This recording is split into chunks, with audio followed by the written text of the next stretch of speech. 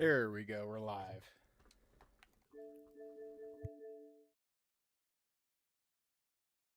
All right, so what's going on, everybody?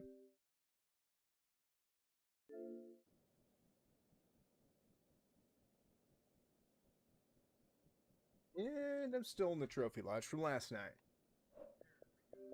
Oh, I don't know why I just did that. I could have just backed out, I guess.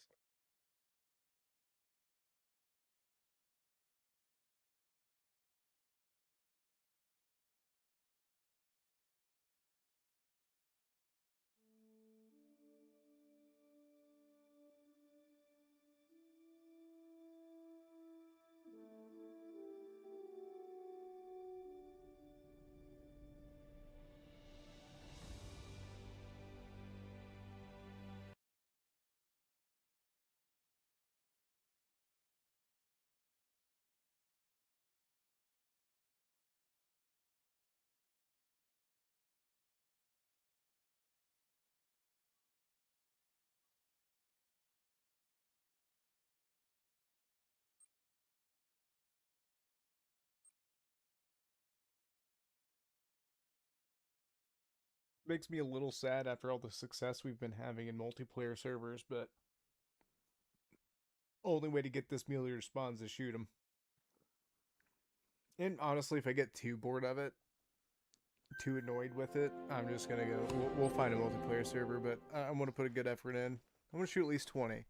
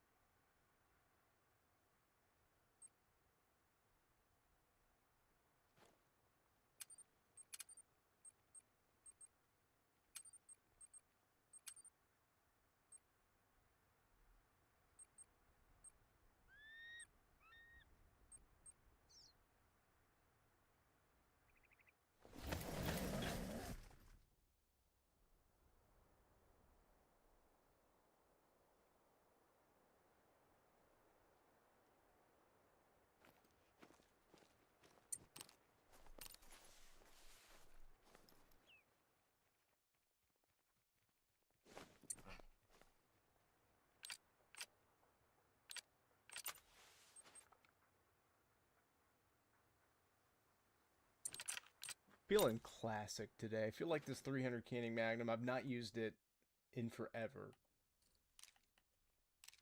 And honestly, it's still a stud of a gun, I'm sure of it. And, well, even though it's a bolt action, I don't think that's going to throw us off at all. Rooks!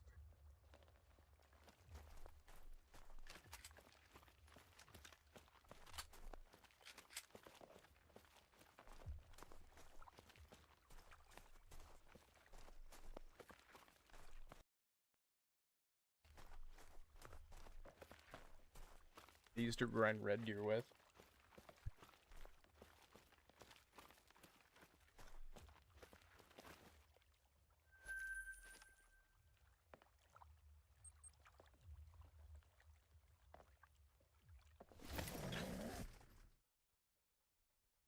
Funny to think that at one point in time, the only gun to really grind anything with decently was this gun.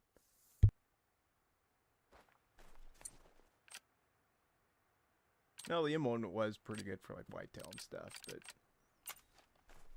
when you don't want to track stuff down ever, you just shoot them with this gun.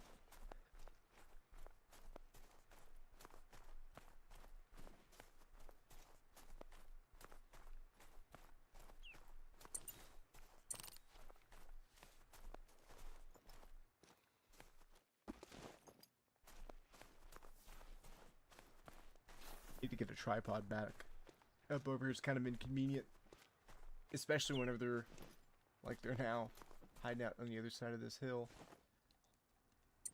There's a little bit of hunting pressure here, but oh well.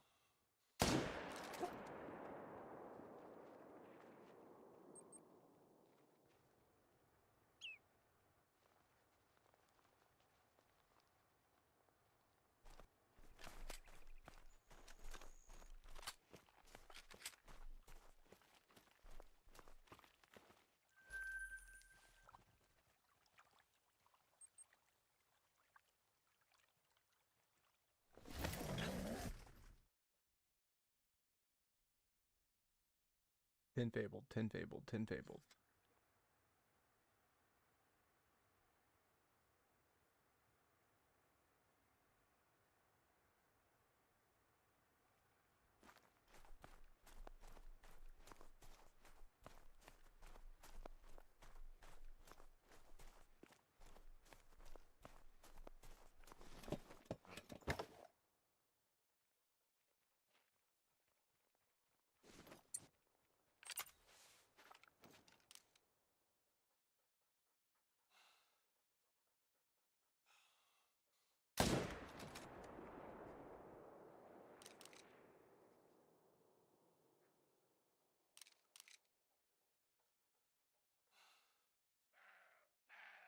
Do I go for the headshot, chat?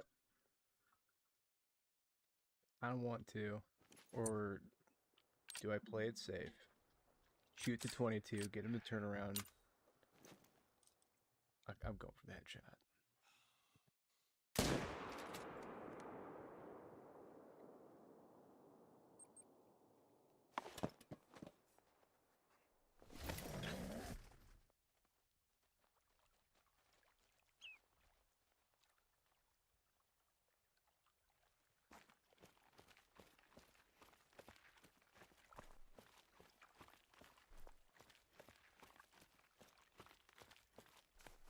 For you, Chris Cow.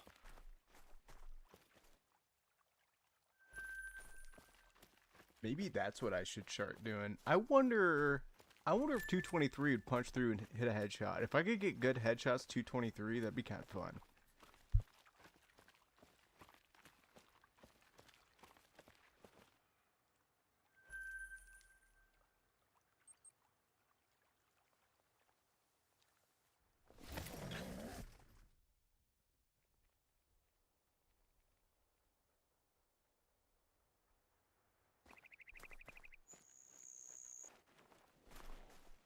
I mean, I've only shot, what, 2 mule deer with it so far? 3 mule deer? And, yeah, I'm like, oh, man, I forgot how good this gun was. It's sharp, crisp.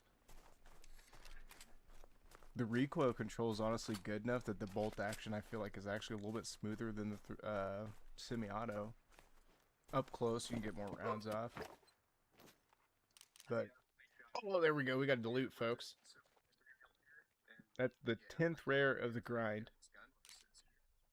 Almost 4,000 kills.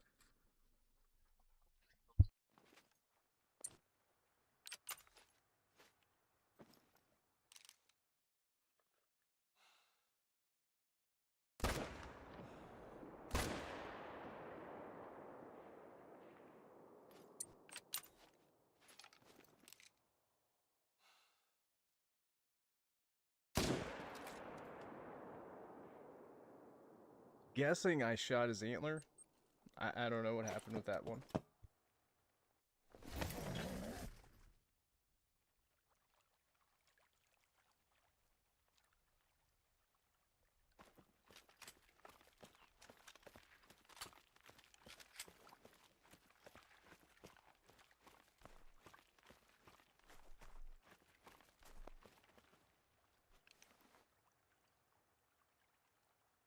Let's go. Dilute mule deer.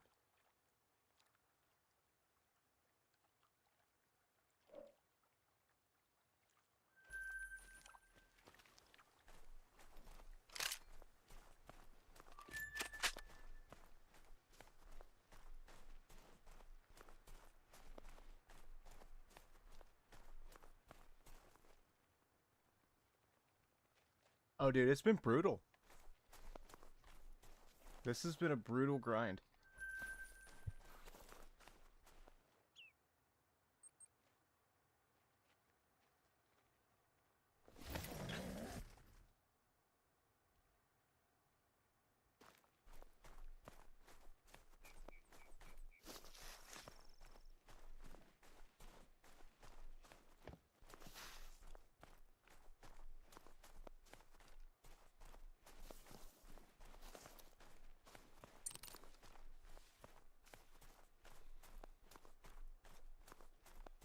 And the thing is, I mean, to me, what's crazy too, not only the fact that this great one not spawned yet, but that dilute mule deer was our 10th rare.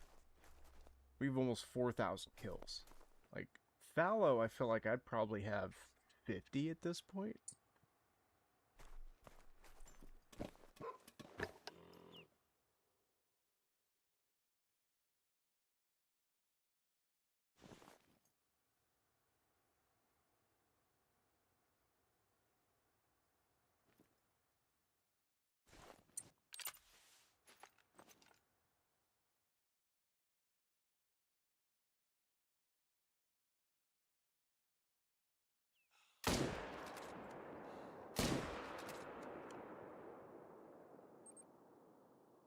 Honestly, that having to throw that bolt might be faster than letting the recoil settle with the semi-auto, man. I'm gonna have to test it.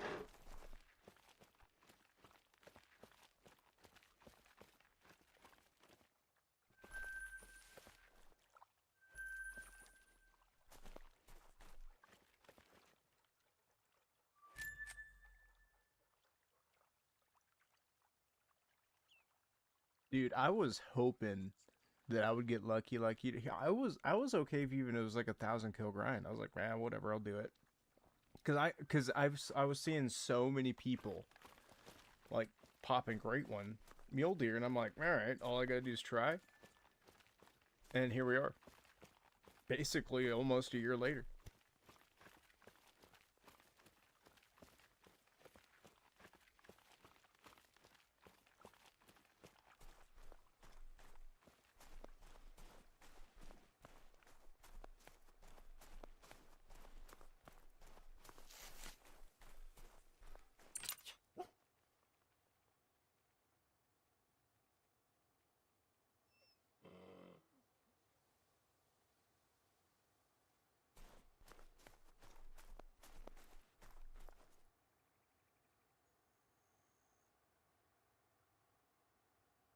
Well, no, I'm not. I'm gonna check that zone last because I always have to change time to force the mule deer in there.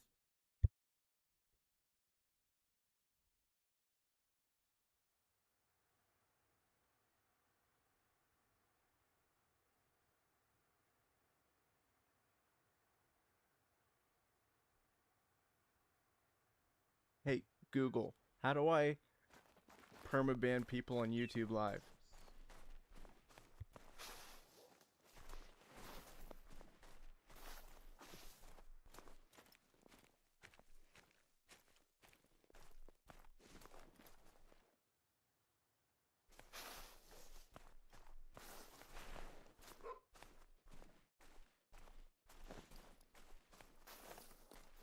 I guess I'm gonna have to change time anyway to get these things in.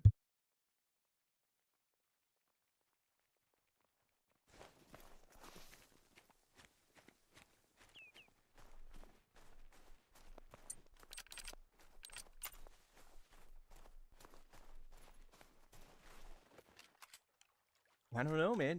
Do I like the 300 Zarza just because it's new? Is the Canning Magnum far superior? Oh, I totally want to try a Texas Heart Shot, but I don't want to track him 1.5 miles. Oh, we ran out of breath. Come on, come on, come on. Nah, not gonna risk it.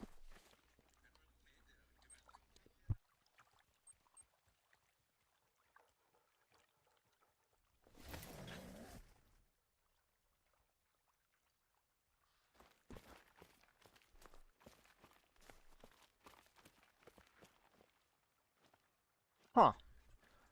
You don't see that every day, do you? This right here is actually why beavers destroy your tents, by the way. And what's weird is my tent's not destroyed. We just so happen to see what's going on. I guess good thing that we strapped her down good.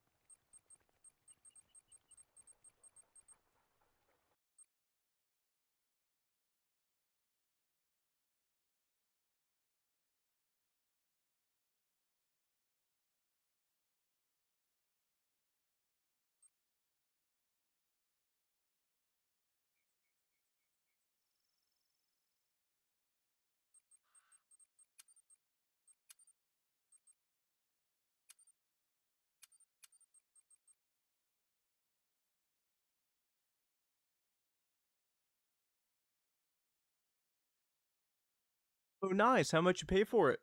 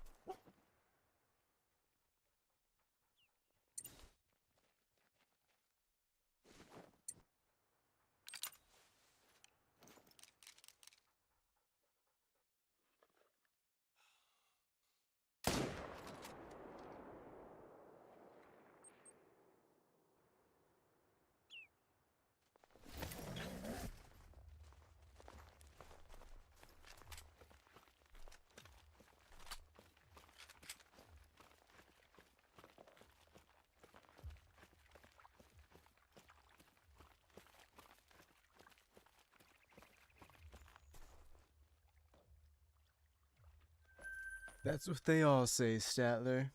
That's what they all say.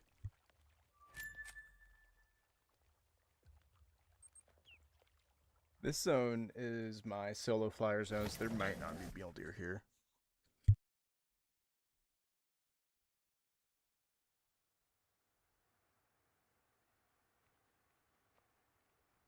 100,000%.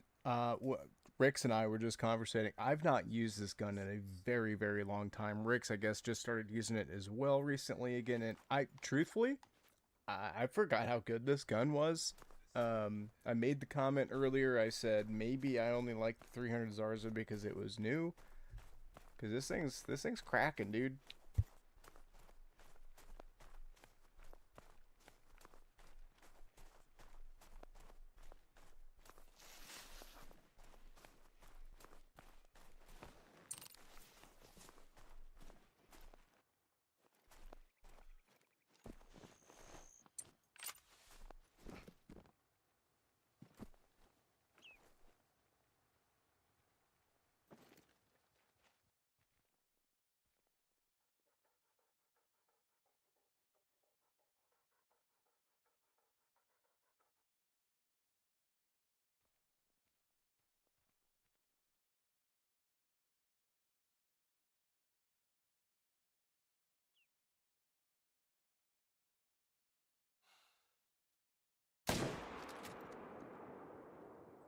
Oh, we weren't zeroed for.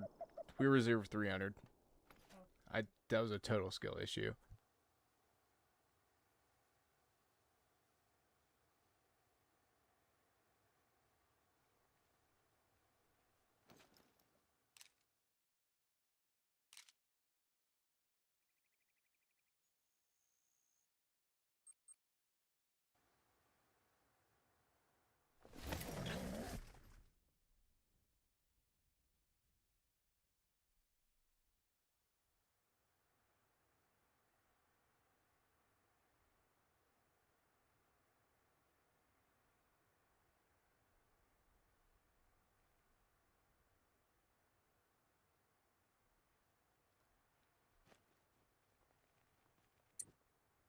I know, that's cool, because this gun right here, I actually own this gun. IRL. The 257.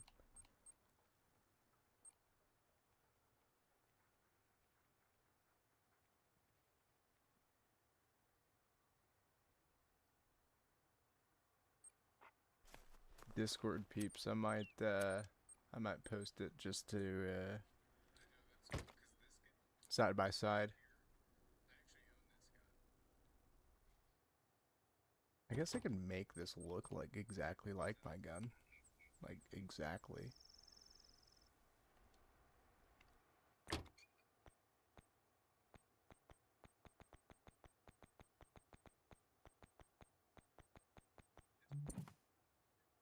Wood grain's not quite right, but the color's perfect. too blonde. No. Maybe... No, too red. It's this color. Wait, whoa, whoa, whoa, whoa. What happened?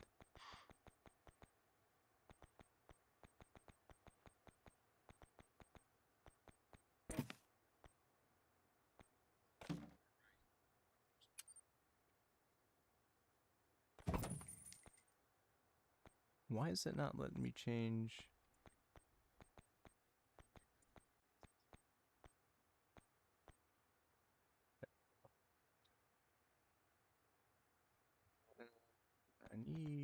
I should have left that. I don't know. It's not, my rifle's not quite, it's not quite that dark. Probably going to be hard to find a similar color.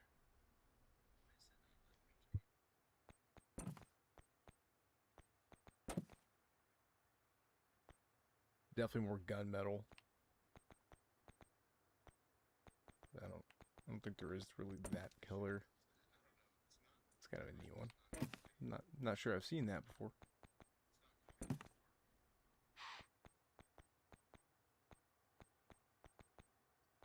I wonder if...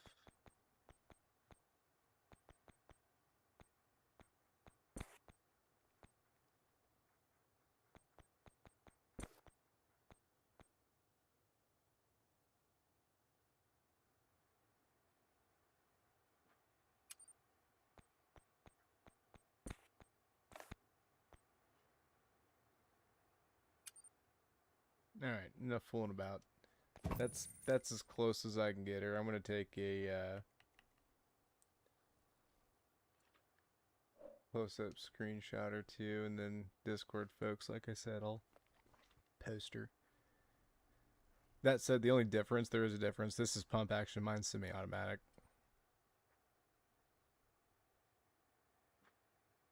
If you're a super nerd like me, this is actually modeled after a Remington, and they did an incredible job at the details of this weapon.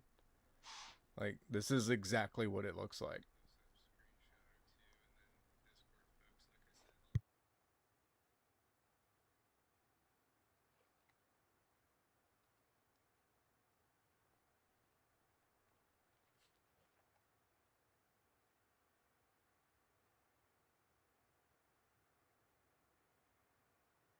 Now, if they did a really good job, it'd be hard to see. Nope, they didn't. I don't think they did it. Yeah, I was figured they'd have something on the pistol grip there, but the attention to detail is excellent, though.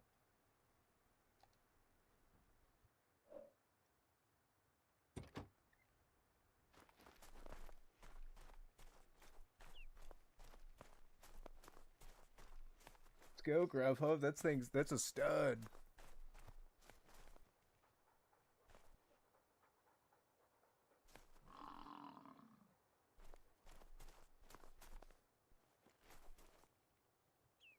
Never measured mine. The biggest on my wall, those probably in the 140s, low 140s, maybe 130s.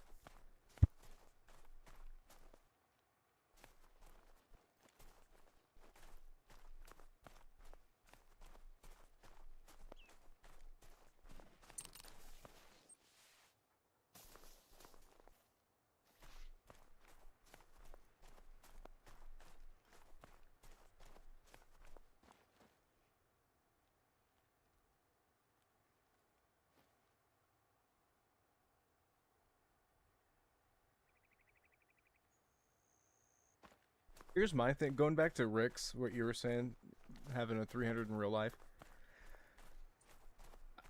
I feel like they're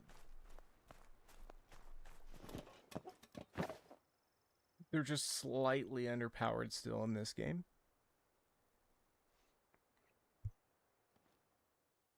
Not that, you know, I'm not, I don't know, I don't want to start the argument like every gun needs to be exact accurate, but at the same, like, for what the 300 mag, Win Mag is, like, I don't know. I've whiffed enough mule deer with this 300 to know that, like, a real 300 would do a little bit more, you know?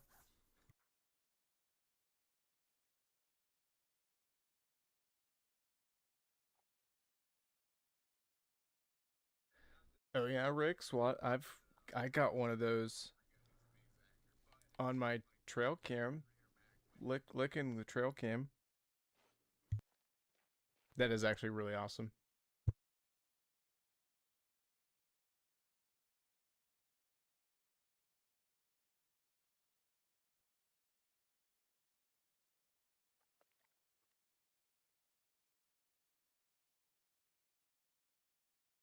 This super solo level 3. I guess we're gonna just get this going.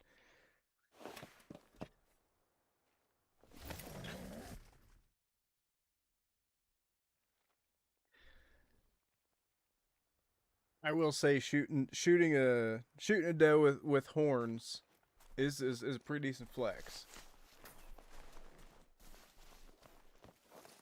But I happen to know a person that has shot a real life in the flesh piebald whitetail buck, and that person is me.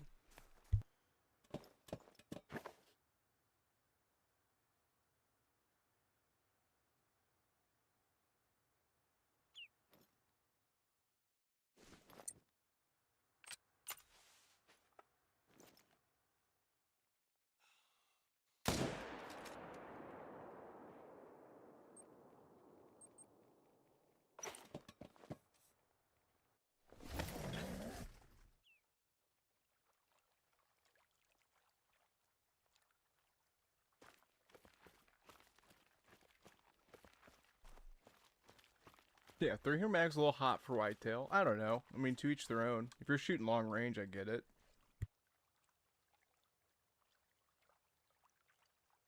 If I was hunting a big Iowa cornfield where I could shoot 600 yards, I'd probably want a I'd probably want a 300 Win Mag on me. But where I'm hunting, nah.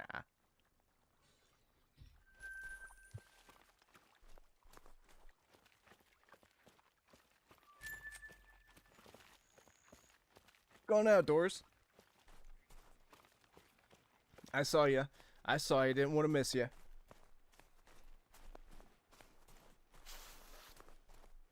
5-inch spike. That's actually wild too.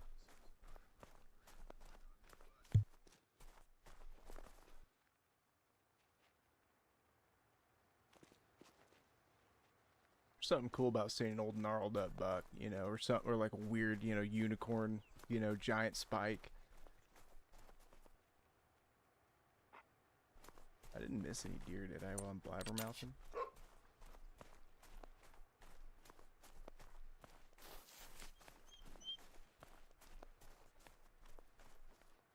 Oh yeah, dude, I can only imagine. All right, so real life story. Um,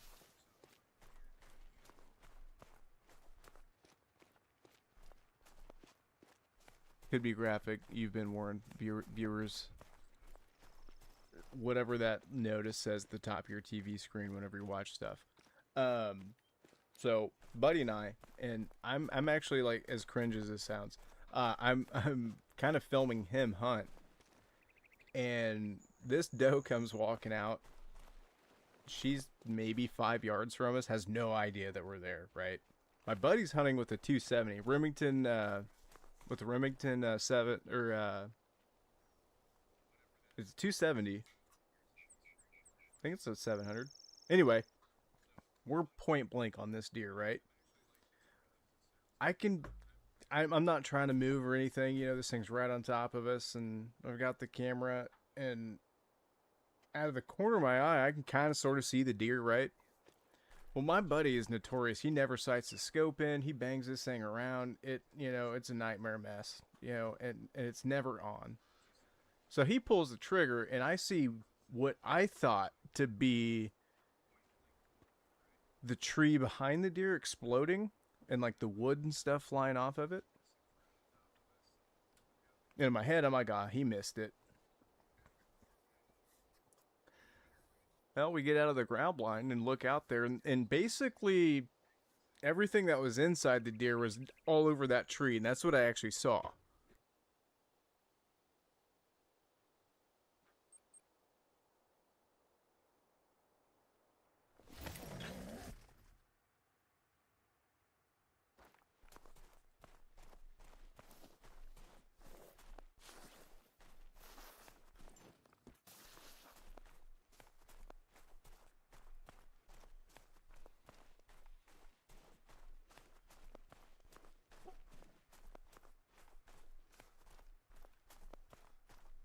Oh, that 270 did that to that poor whitetail. There's one time we were hunting, and he didn't realize he didn't know about height over bore or wasn't thinking about it. And so the muzzle of his rifle was actually on the zipper of the ground blind. And there was a nice 8-point, standing, I don't know, 80 yards from us. He pulls a trigger, and this deer doesn't move a bit. And in my head, I'm like, oh, he's doing the whole, I'm going to stand there and die for a second. And then just keeps eating. Buddy reloads, and then when my buddy reloads, deer runs away. So that little tiny zipper stopped that 270. But at the same time, it will disembowel a whitetail.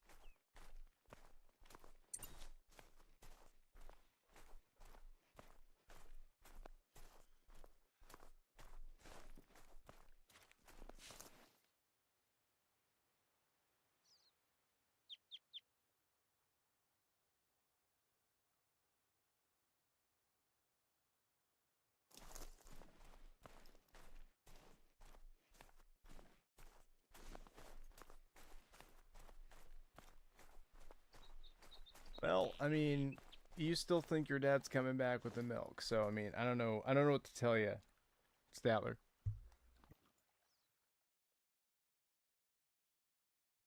Jay, that sounds amazing.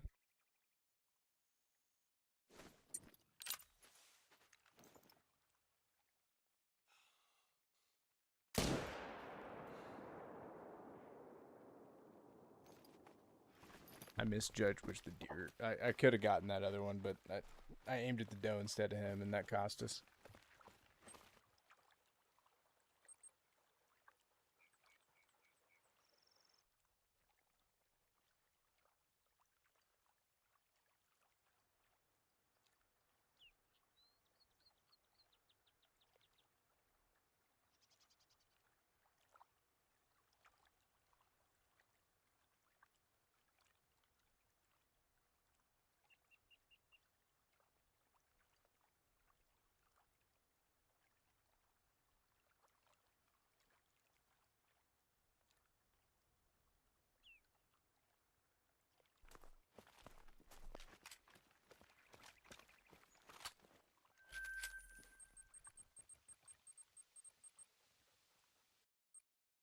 Alrighty. Time to start the process all over again.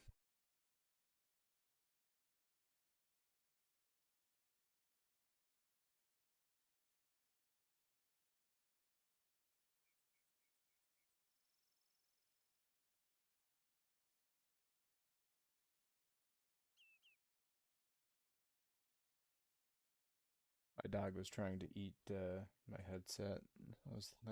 That was the cause of the delay there.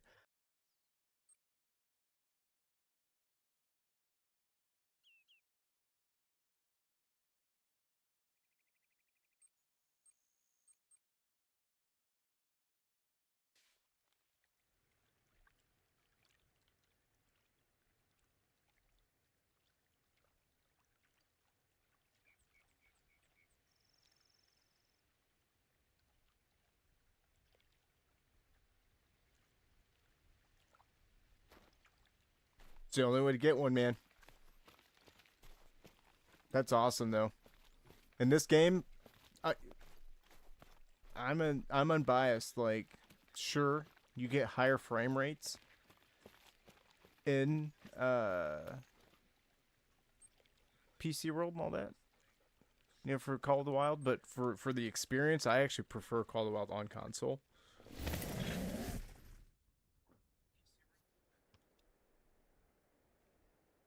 I mean, for me, it's a butter smooth 60 FPS, and like you can't ask for it. You don't have to worry about weird PC errors.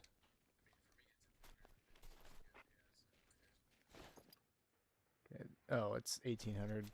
I doubt we have respawns here yet, but I'm gonna change time just in case and check.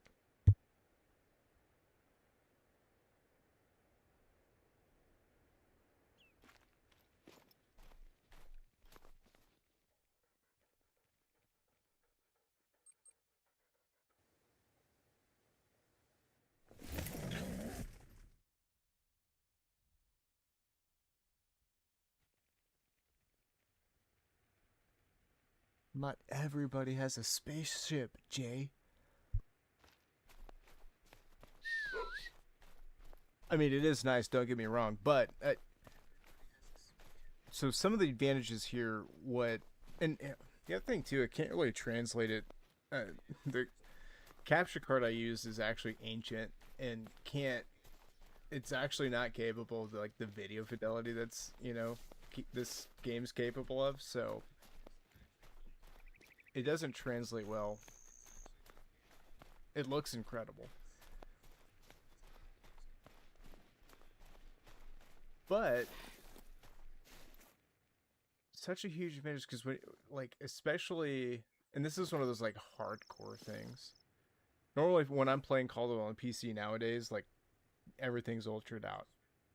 But if I'm actually like what we're doing right now, like if I want to turn my settings low, I'm still seeing trees and grass and stuff out there. Meanwhile, on Xbox, it's not rendered in at all, and I can see stuff super easy, and that's such a huge like advantage over PC because PC's lowest setting, like even though graphically it's a disadvantage, obviously it looks worse than it would at, like on PC right now, for example. But man, it's nice.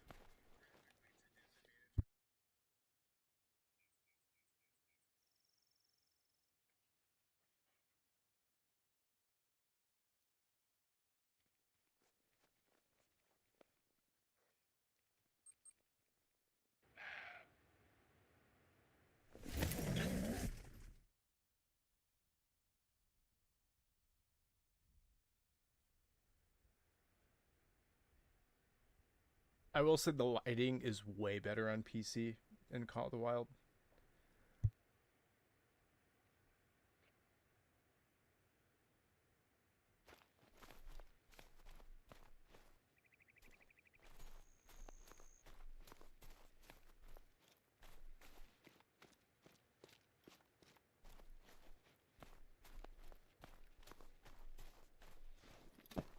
Then again, there's times where on PC I feel like, and this is again being nerdy about the graphics. Um, there's times where it's like absolutely gorgeous, like in the video game sense, whereas like on Xbox, like the lighting system works in its advantage to where it, like almost looks photorealistic.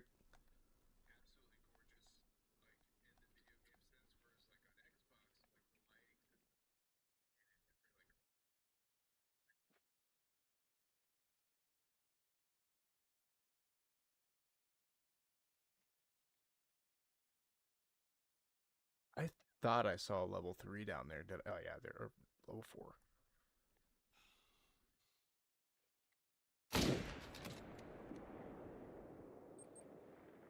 But the high frame rate is pretty nice. Once you've seen it, it's hard to go back. For this game, though, 60 FPS, excellent, excellent experience.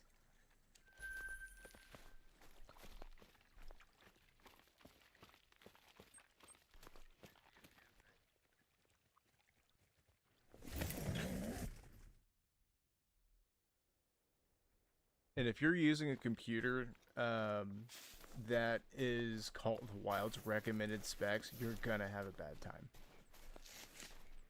Unless they've changed that. Hopefully they have recently.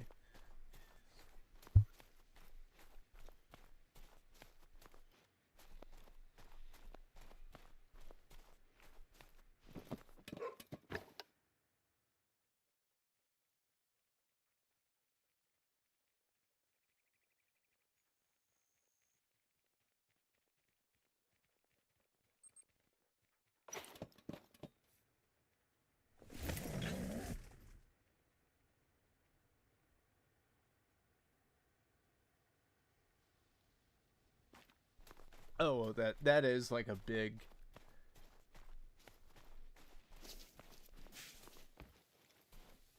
Even though they try to market it like it's not, it's a big performance hit when you're recording, especially if you're streaming and recording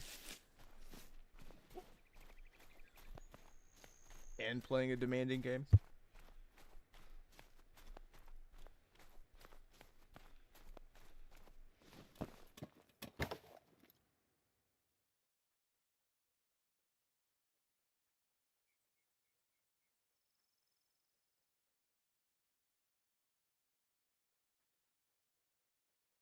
I guess I just don't have respawns.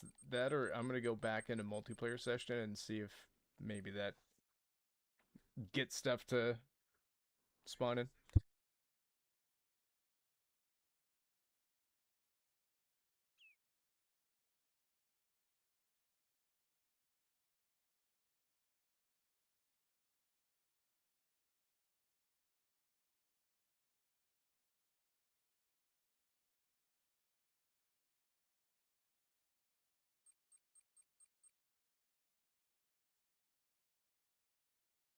Truth be told, though, over all these years, even being a content creator, what's kept me on Xbox is the fact that, well, I mean, I started here and I just can't.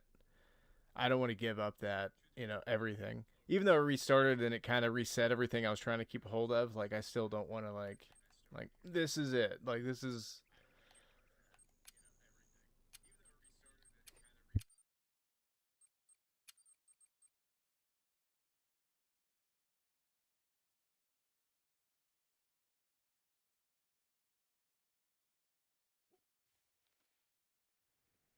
Oh, man, so you're even nerdier than nerd, alright. I respect it.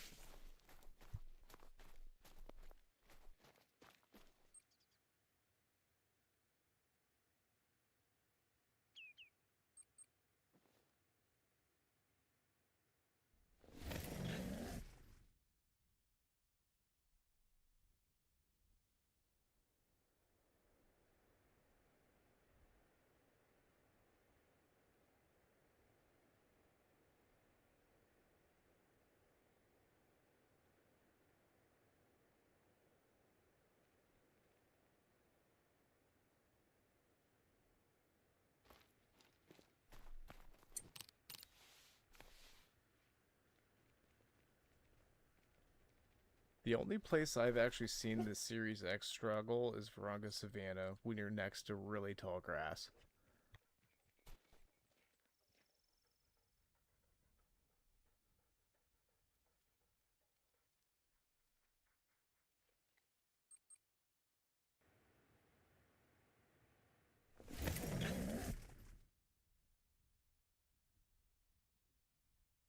And really, what I think it's actually doing is doing the whatever dynamic, like, I forget what Xbox calls it, but it's just changing the frame rate. It's going from 60 down to 30, and that's a hard one to stomach. Going back to 30 FPS is a no-go, unfortunately for me.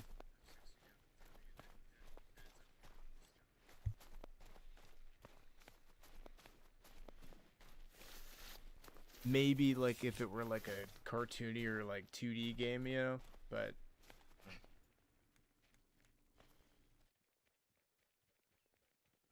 once you've experienced 60 FPS and above,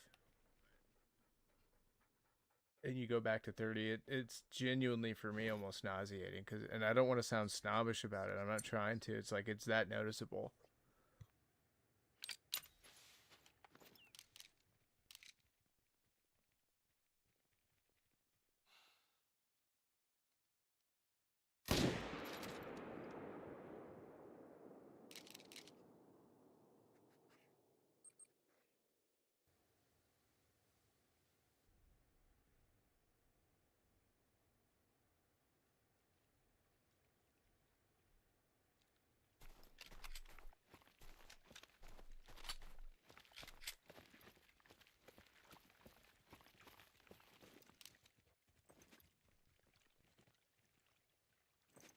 Pretty sure that's actually a big dusky grass. I think 147 is diamond for them.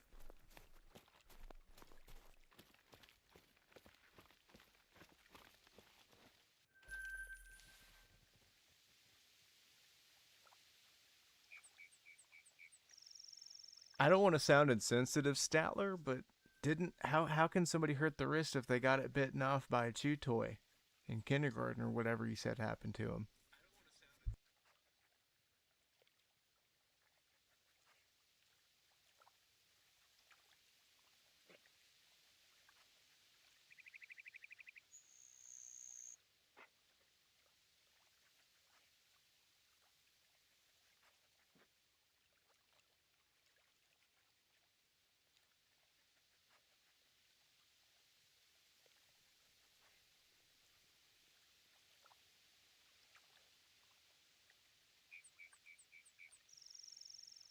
And I don't intend this to sound rude, Jay, but I think that was a very humble way of saying, like, at least, and maybe this is what I'm thinking, like, you don't want to spend that kind of money on a computer that's able to do all that and do it properly.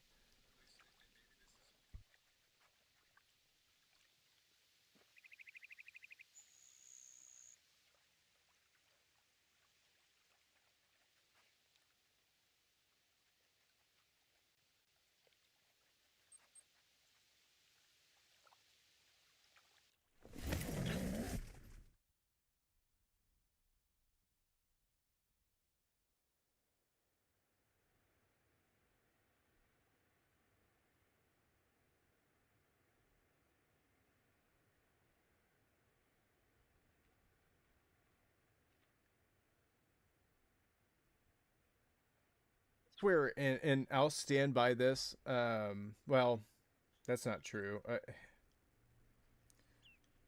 Lord willing, nothing happens to my Xbox or whatever, you know. But would I or should I need to upgrade? Um, I don't know. The new Steam box is, if you're a console gamer, give up. The console wars are dead. Who cares? You need to get it. But PlayStation X, no, the Steam box is it. Trust me.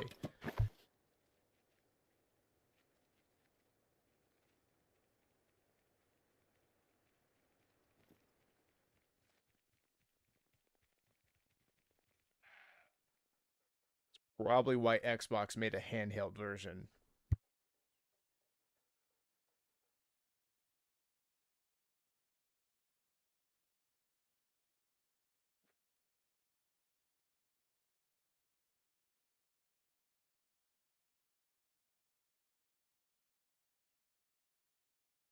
I think I've got wolves at play here. That's why these guys aren't showing up, and that's kind of a frequent problem at this zone, which makes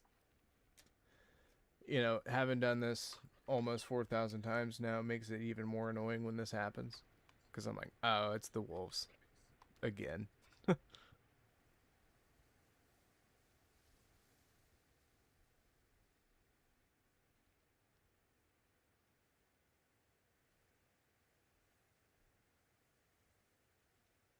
That's funny you said that. I think about computers like engines too.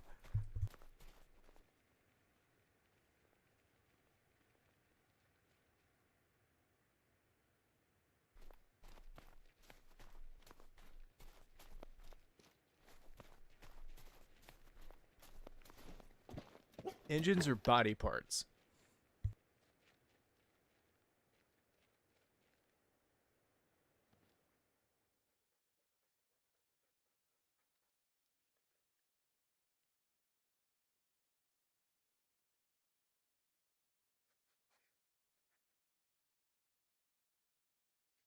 Well, that didn't work, did it?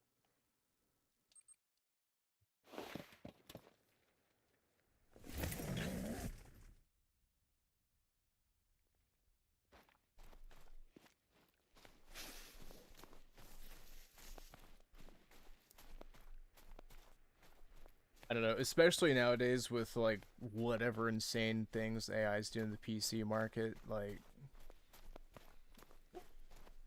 if you don't,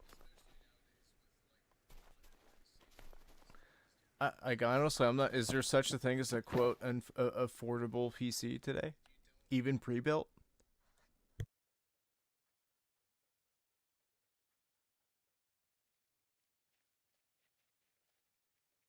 Not only that, an affordable PC, especially a gaming PC that's even capable of, you know what I mean, like a modern PC game.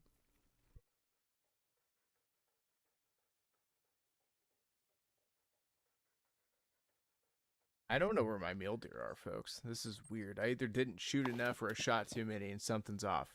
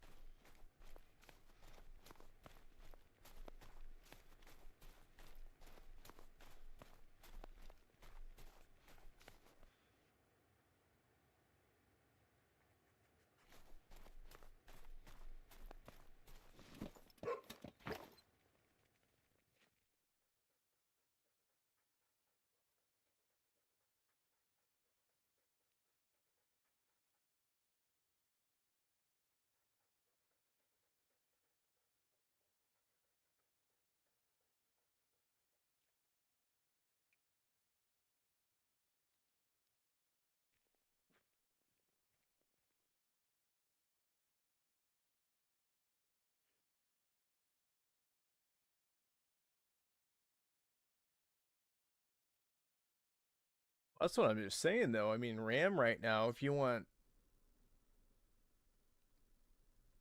this is how insane this is. I've got 32 gigs. It's DDR4, but I think I spent $50 at Best Buy on it, and it's like $500 now. It's like, what is happening?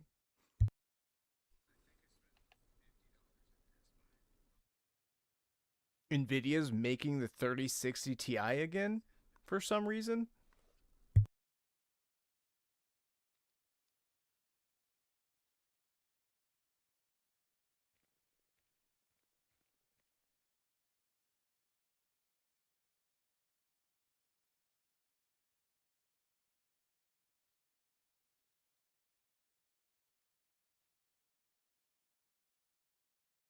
And here's the thing, and I'm not one of those people. Like, I know I was just complaining about the 30 FPS thing, but really, everything above 60, in my opinion, is your perception. You know, so if 65 FPS is like amazing for you, great. If 265 for you is amazing, great. You know what I mean? But when it comes to like just that performance and like the people that sit there and watch the FPS and they're like, "Oh man, how can I get 5 more FPS?" And it's like I can't do that. I get it. It's fun to tweak. Now, I will say, back in the day, I had a 1650 Super, and it was fun overclocking that thing and making it do things it was never built to do, and that was a lot of fun. But I don't care what anybody says, that thing is a champion of a graphics card. If you type in, if you Google, um, you know, can you game at 4K on a 1650 Super? It's gonna tell you no, but I did it. I handled it. Sometimes it wasn't pretty, but when you know what to expect, it's not as bad. You know, when the bad happens.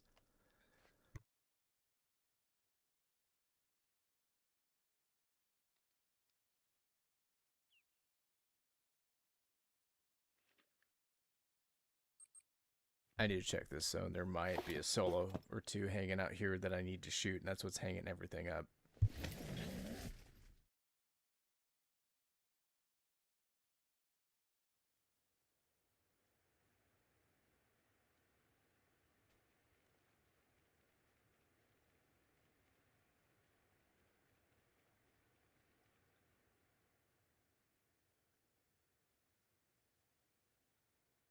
I still have that 1650 Super, and like when you're talking about the portable, I've so and it's kind of like that's where I'm like disappointed. It's like, ah man, like I mean I could get creative and do it, but I want to build like a little, you know, console PC. Because here's the thing, like, I got into gaming and like, you know, I went all in, and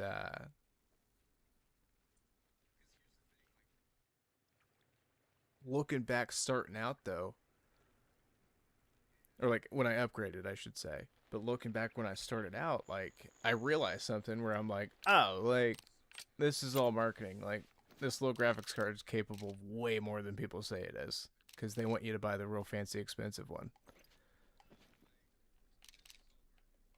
And in hindsight, I ended up most of the time when I'm playing PC, it's not those new modern triple. I'm playing like old games that, you know, came out on Xbox 360 that that old PC could totally just chomp through, you know?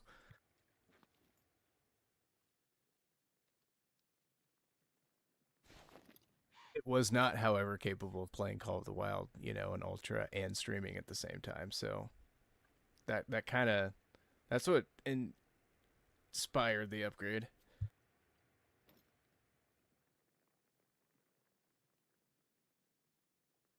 See any mule deer? I'm gonna change time again just to make sure, double check, because something 100% weird is going on. This is three cycles I've run through on my zones and I've seen nothing.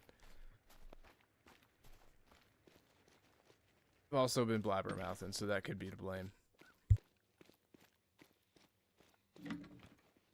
I'm not sure what's more annoying, the wolves on this map or the mountain lions on Silver Ridge Peaks.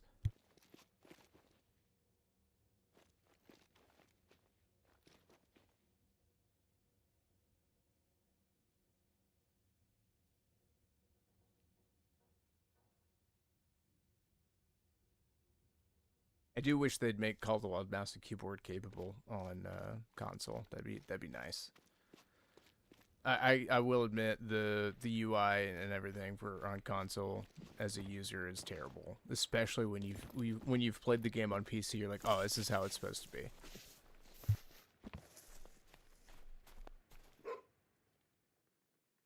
For context, like there is zero as a there is zero aim assist in this game, so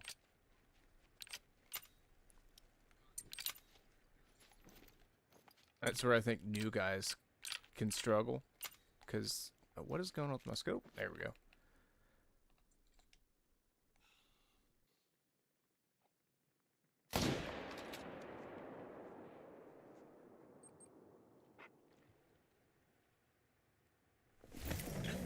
The reason consoles have aim assist is because, well, it's notoriously difficult to aim with the joystick.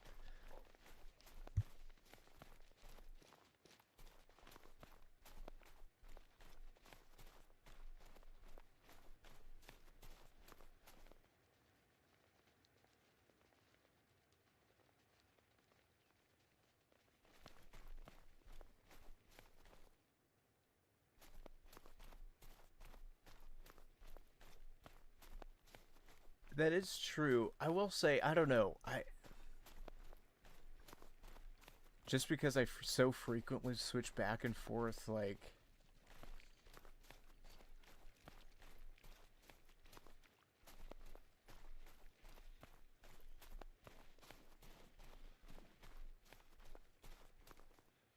I don't know. I guess in faster paced games like Call of Duty and stuff, I could see the advantage in like, cause like if you don't have good mouse control, you're not gonna have a good time. Period. An aim assist would absolutely help with that in that situation. But let's say hypothetically you do have really good mouse control. You've been playing PC all your life, and now you've got auto aim too on top of that. Like, that's basically an aimbot.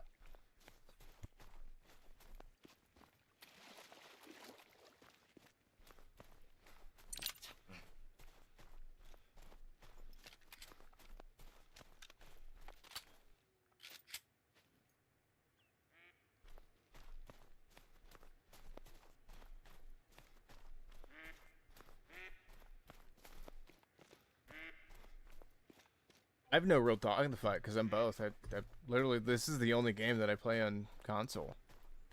Actually, that's not true. PUBG is actually a really good experience now on Xbox. BT dubs.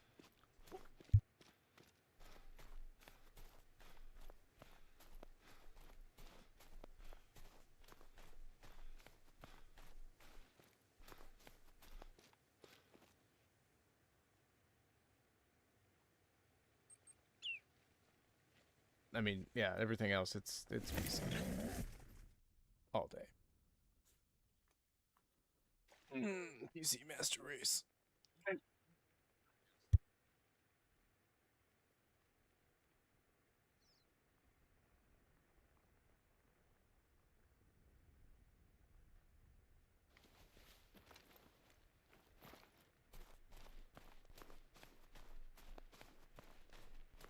I tried to yawn, like fake a yawn there to simulate me, stretching and, saying that, but NVIDIA broadcast 100% worked and didn't capture the yawn, so. I tried to yawn.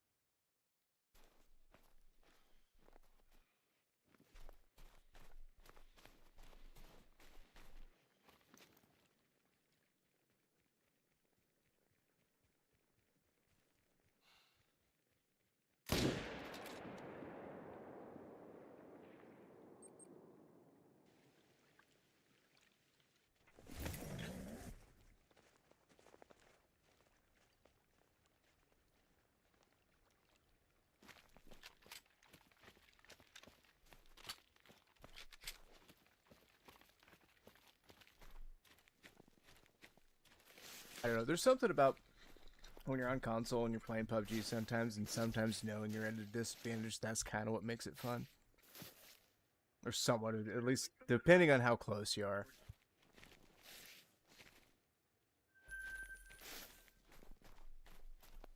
That said, though, I could be wrong on this. Correct me if I am, but I believe PUBG is another one of those games that does not have aim assist on console, and that's why it can be tough.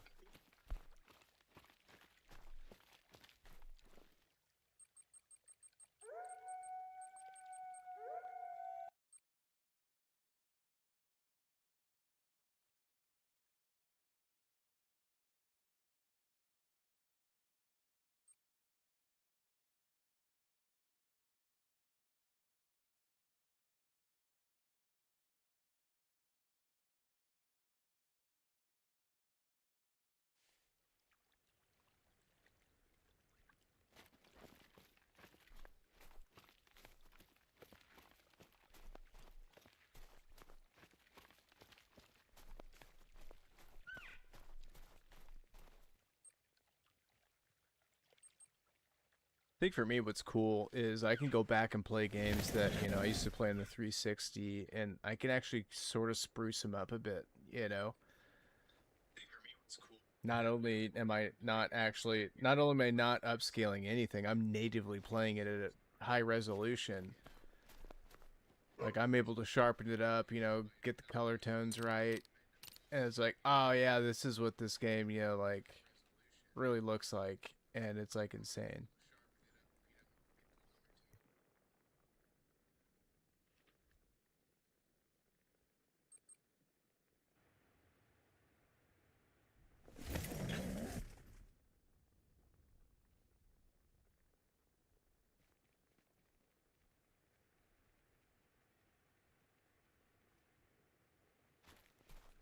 Games on the, or at least console games, in my opinion, because everything's stuck behind this huge paywall on console. It really is, guys,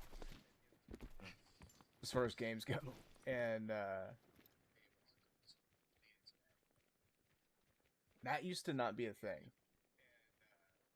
Back in the thing, it was like, why would I spend that money to build a PC capable of doing what I'm doing right now when I can get this game basically for free, because I can just take it when I'm done with it and go, trade it in.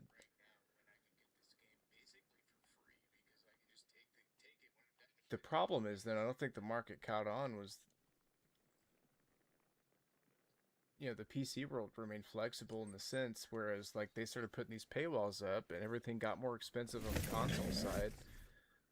Games always a firm $60, no negotiating. You know what I mean? Meanwhile, Steam's like, hey, this is the Tuesday sale that we didn't tell you was gonna happen. That game you were wanting, yeah, it's basically free now. Go ahead and buy it.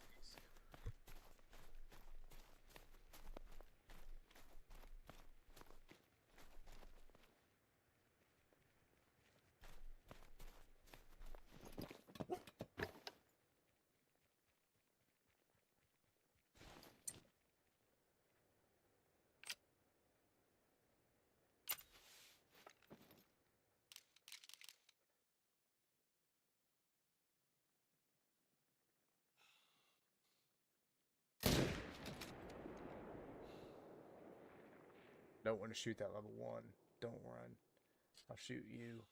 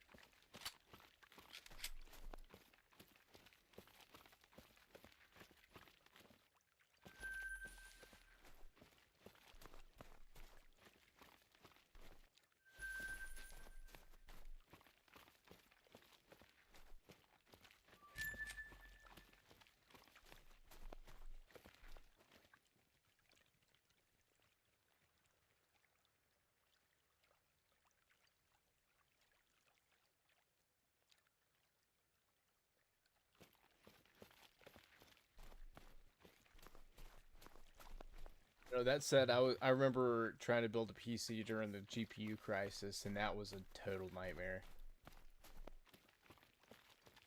As far as like the PC prices thing, that's one of those like you kind of got to watch it like it's an eBay auction, because like you never know when like you could be a new egg and be like, wait, what? That's $300, and there's 4 of them left. Meanwhile, they're actually selling for $4,000 for whatever reason. MSRP $300.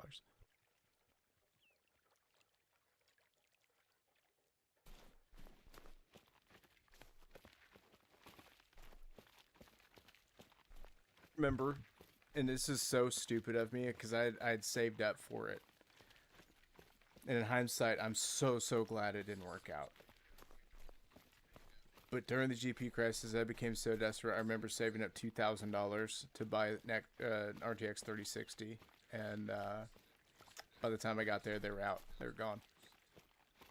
So.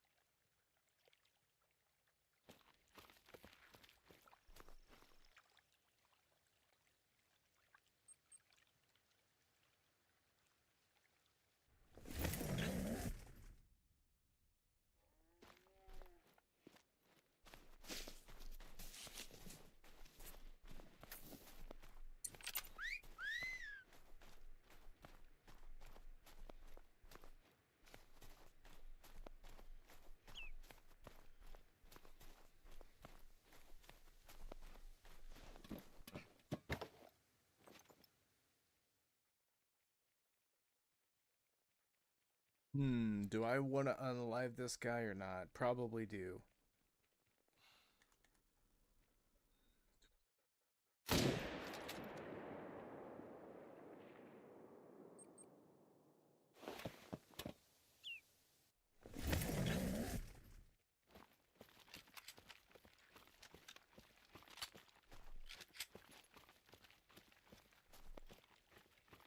I don't know. I'm probably gonna sound like a super noob here when I say this, but it's okay for me. For me, the biggest hurdle from PC and console like wasn't necessarily the price. Like like Jay said too. Like you can get around it if you're studious enough and you're on it. You kind of like you gotta really like gotta get after it. But uh, for me, like the biggest like transition once all that happened was actually like the actual playability. Like it's still even today like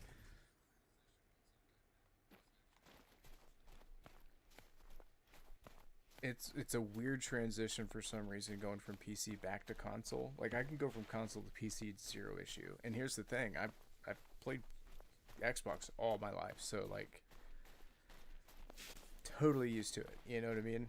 It just throws me off for some reason.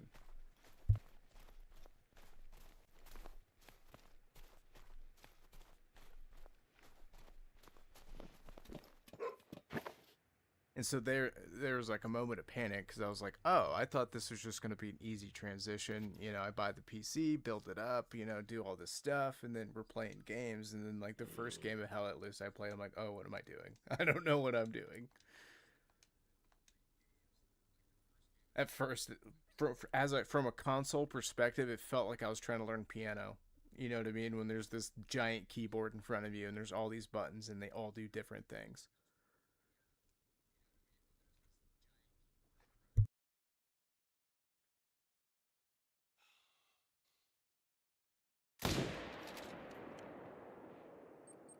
It was a total, and this I'm gonna date myself here, but it was a total red versus blue moment for those of you who don't remember.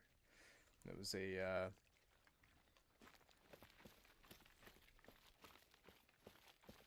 machinima version of Halo 1. Anyways, it was a funny thing, and these guys get in the tank, and he's telling them what to do, and he's like, why? He's like, why are there 6 pedals when there's only 4 directions? And that's exactly how I felt the first time playing on PC compared to Xbox. And there's a little bit of a learning curve, which still sometimes exists.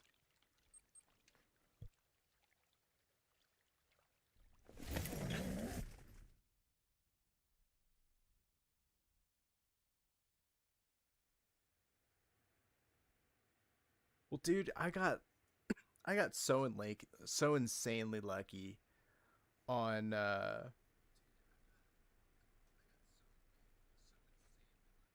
my PC builds. Again, this was like height GPU crisis, you know, back in the day. And I can remember one day being in the store and I wasn't looking for anything like that. I was looking for, in fact, the mouse that I'm using now, I was looking for a new mouse. And I just happened to look over. And there's my graphics card sitting on the shelf, and my jaw hit the floor. I said, "Are you kidding me?" There's no, because it's at the store. It's retail. At a time when, you know, stupid graphic cards are $5,000-6,000. I'm like, okay, instantly bought it. A little while later, doing the same thing. Gotta get a CPU though, right? We don't want to be bottlenecked. Just happened to be uh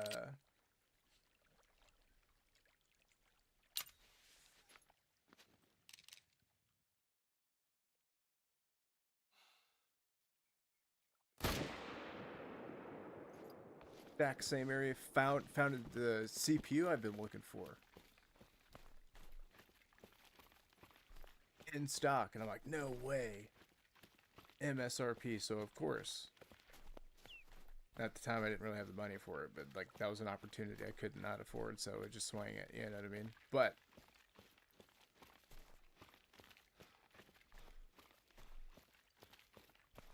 in the process of getting this, I don't remember exactly what happened.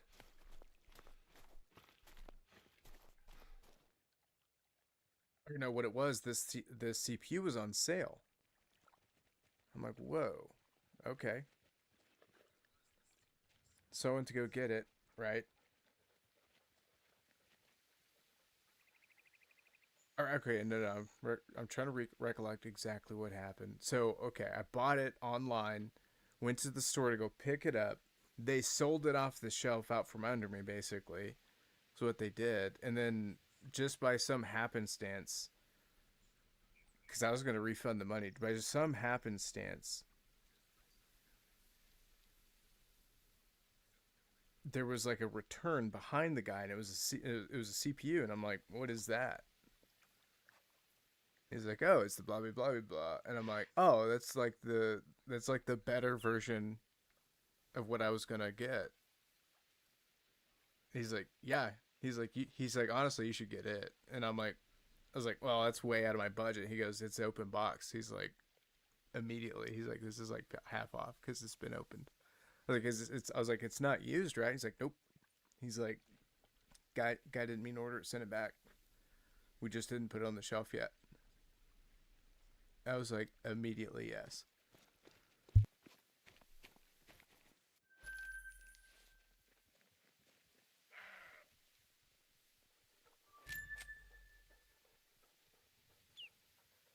It really does.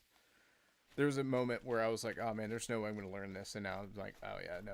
Like I said, now it confuses me going back to like, it's almost...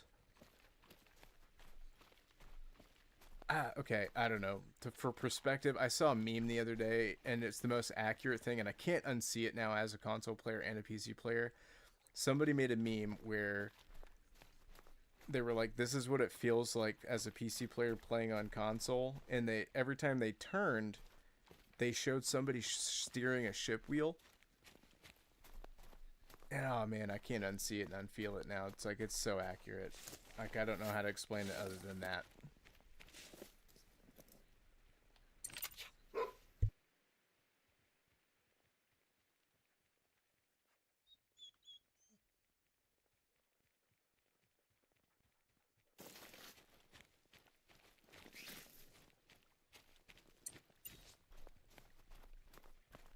I will say I had to get an Elite controller just for the extra, like, I wouldn't be able to play as nimble in this game as I am without it. I honestly think that.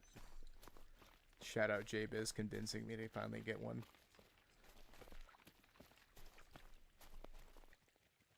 And for me, it doesn't really like make anything necessarily better for as far as the game, really. But the quality of life of having way more extra buttons and like remapping ability is key. It's like, oh, I can make this actually suit me now.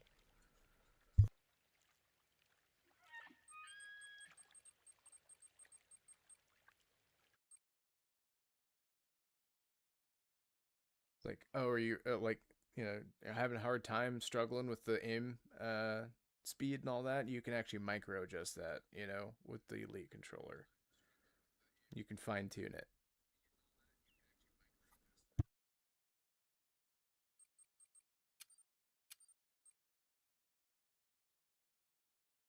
And it does work really good on PC too. Like, that's a huge plus because it's one of the few controllers that actually works well on it.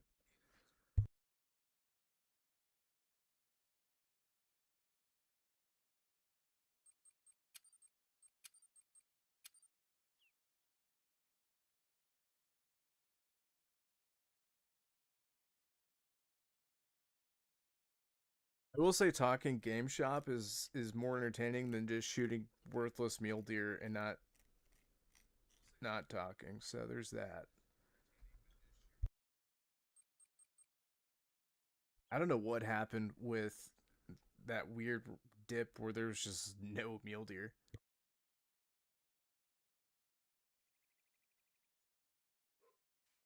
Worried about is I didn't actually pick one of them up, and maybe it dirty grinded them in, so they struggled to catch back up. I don't know.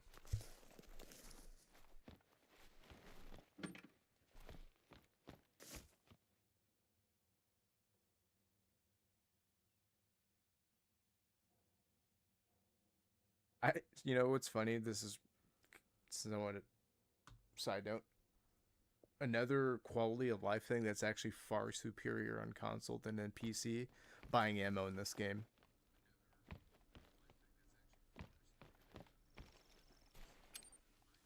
Watch this, PC players, and be envious.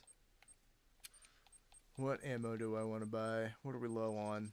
How much 300 do I have left? I bought 1,000 rounds the other day. 64? Oh, okay. We'll just spam it. It's still annoying, but you can't. On PC, you gotta click bot. You gotta click it and then scroll over and hit buy, and then click it and scroll over. Unless they've changed it since last I played on there. It was kind of a brutal experience. Buy a ton of ammo in bulk. First world, long time, rich Call of the Wild player problem, but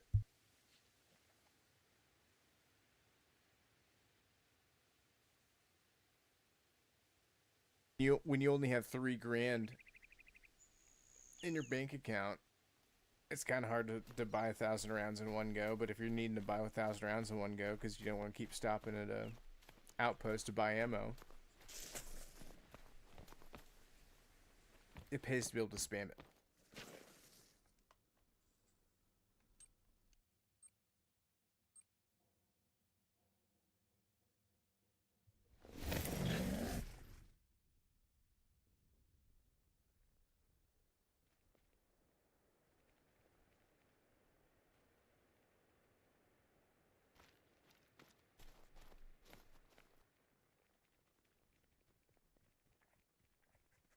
See, I'm from the same generation, and and there was something.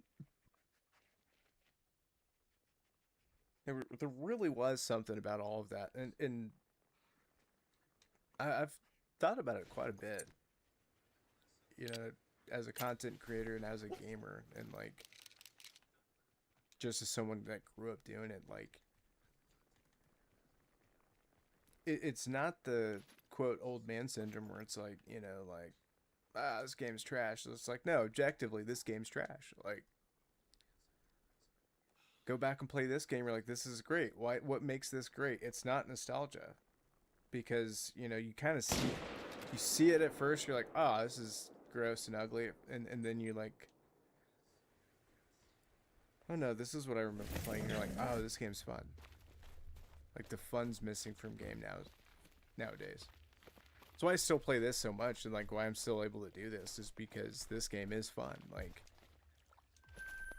it's fun to be hopeful that I'm going to shoot a great one at any moment.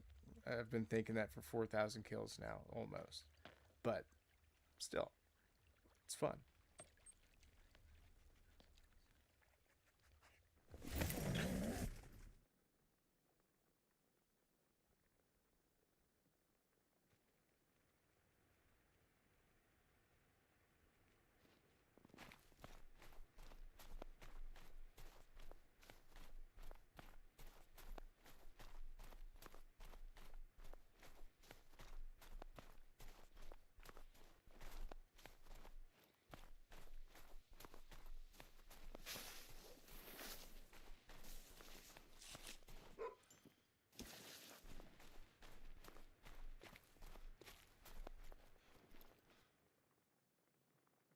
I thought Sega Genesis was the be-all, end-all.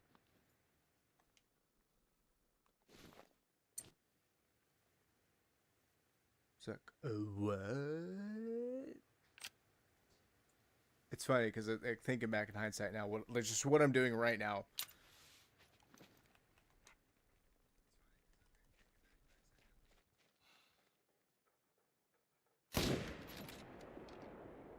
Thinking back to that moment of like the Sega Genesis of like, this is the it. They can do no more.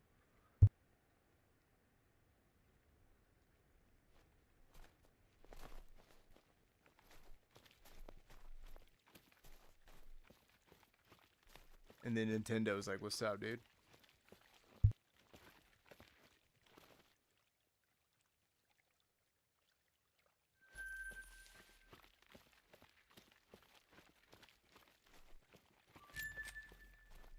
Looking back, I don't know if I was just grifting or if that's just the way it was. I can remember like the second there was a new one out, like going for it. New console.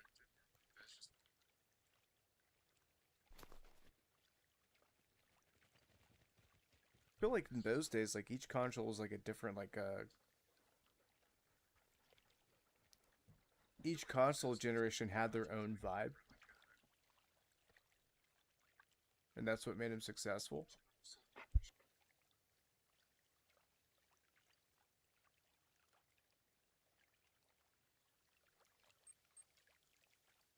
And instead of trying to compete like that, it was more of a like, I don't know, they started to mesh, and not in a good way, and like in a way of like, well, instead of having this creative like, hey, like this is what makes PlayStation World like so unique. This is what makes Xbox unique.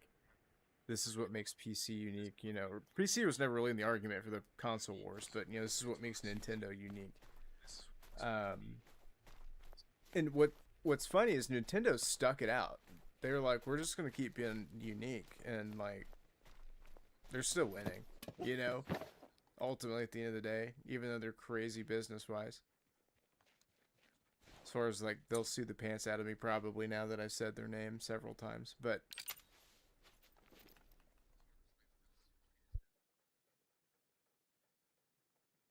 I am.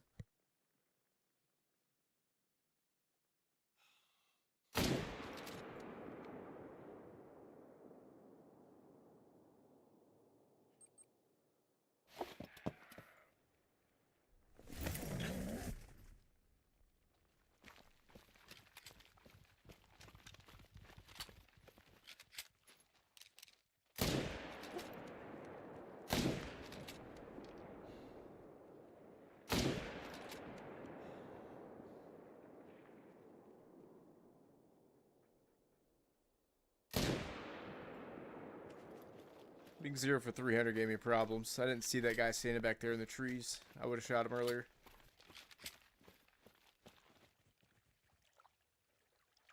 Hogs? Are you talking about the little disc games?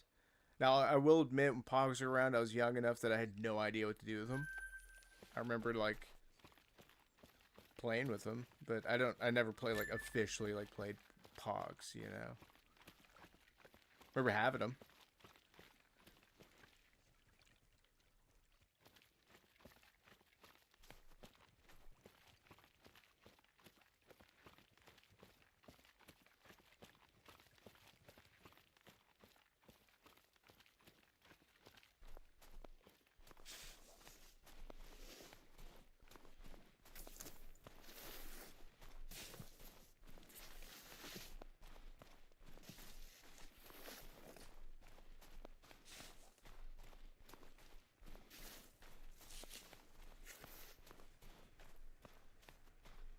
Probably because I was young enough back then, because, you know, I could put them in my mouth and eat them, and no one was any the wiser, because hashtag grew up before the internet.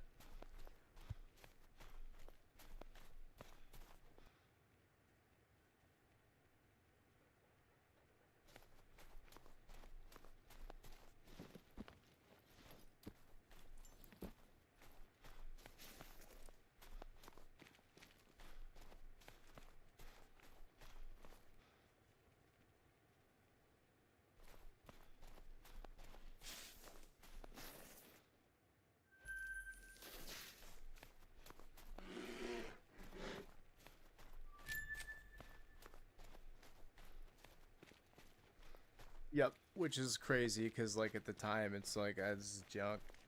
Some cardboard and plastic, toss her in the trash, and then here we are. It's like, what? Oh, that's worth how much?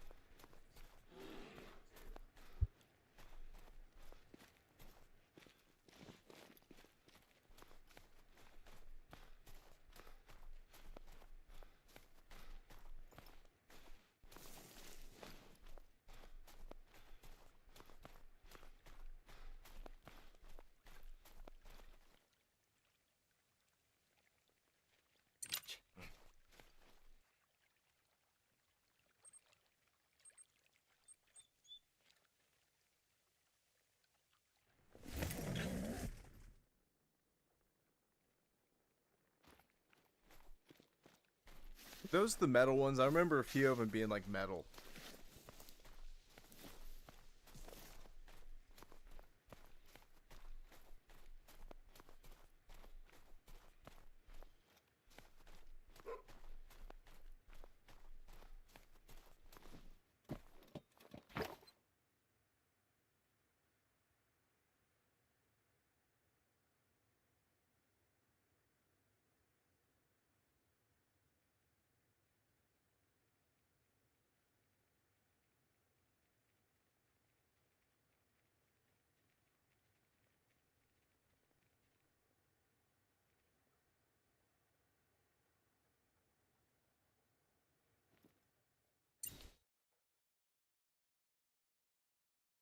I might need to check more zones, because I've not seen a 5. The last time I mule deer grinded, didn't see a 5, so that's kind of sus to me. I thought maybe I had to shoot through kind of a lull phase, but the fact that I've yet to see one is kind of weird.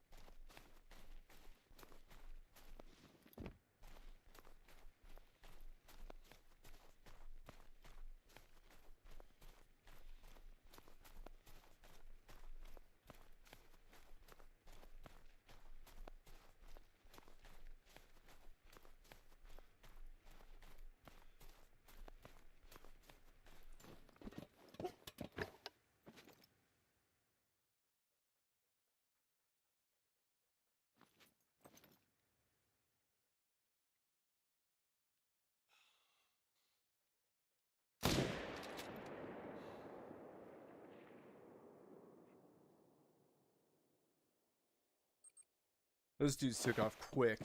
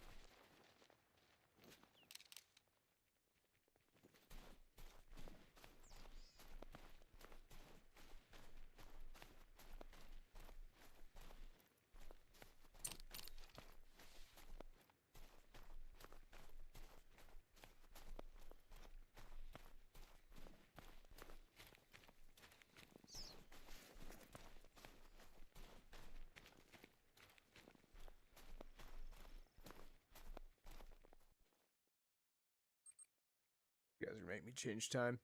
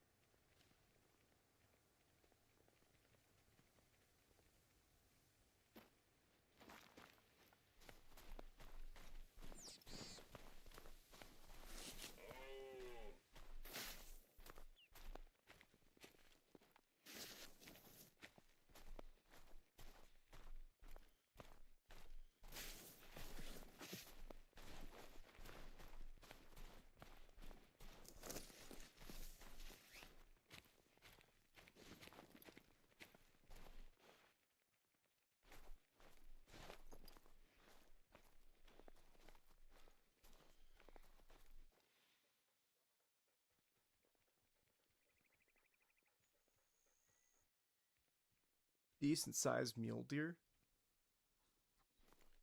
Technically has diamond potential. I can't tell. I mean, those kickers look like they're coming out from the back, and if that's the case, he might actually be a diamond. Either way, just to be safer, I'm going to shoot him 3-6. I don't think he's going to make it. If I had to guess, he's going to score 290. That little feller back there. Oh, he's just level 3. He's got a nice rack for level 3.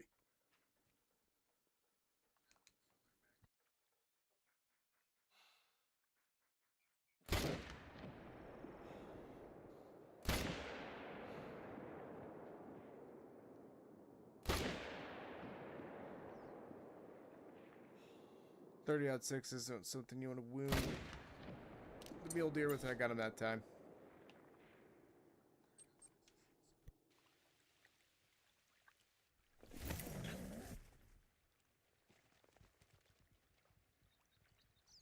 Back!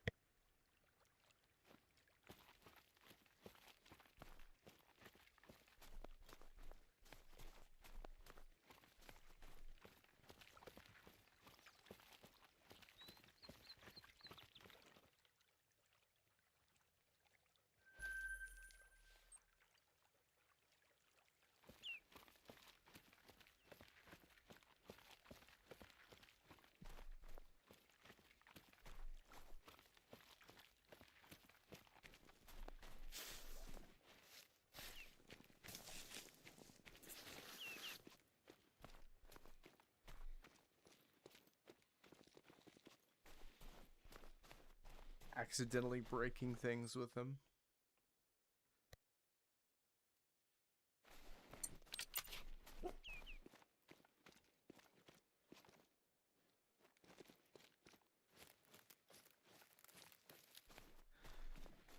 Mac, you and Rix keep shooting great ones, and this mule deer just refuses to show up.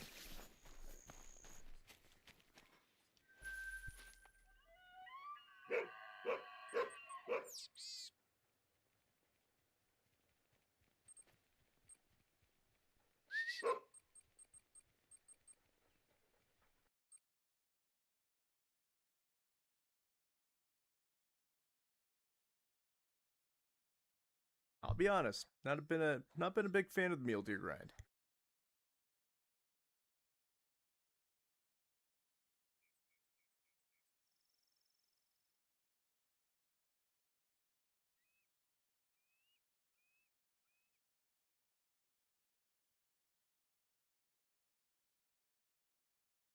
I did shoot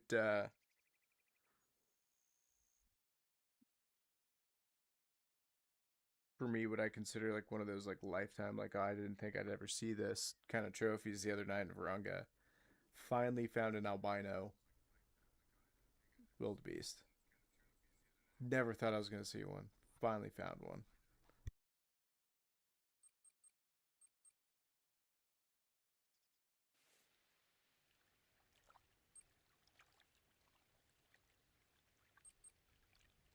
I didn't check my exterior zones. Dang it! I bet I got something. I'd almost be willing to bet I got something big hanging out that shouldn't be there.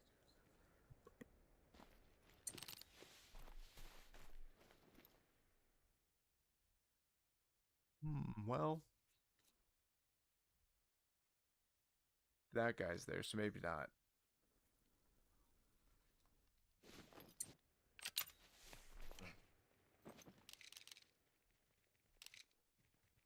I bet this guy's a solo from a different zone.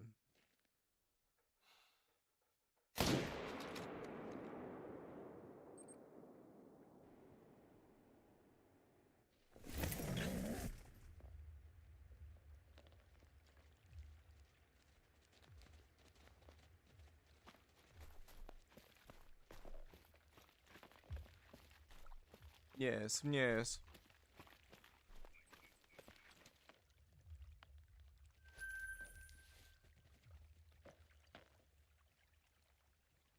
I concur with what Jay said.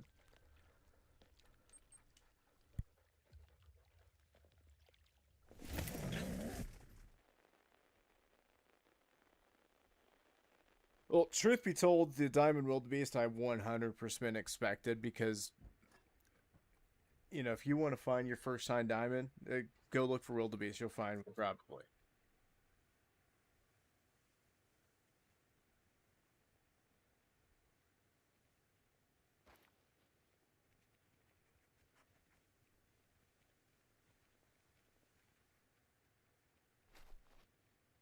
Now that said, that albino, because I got a lot of diamond wildebeest, but I've never seen that.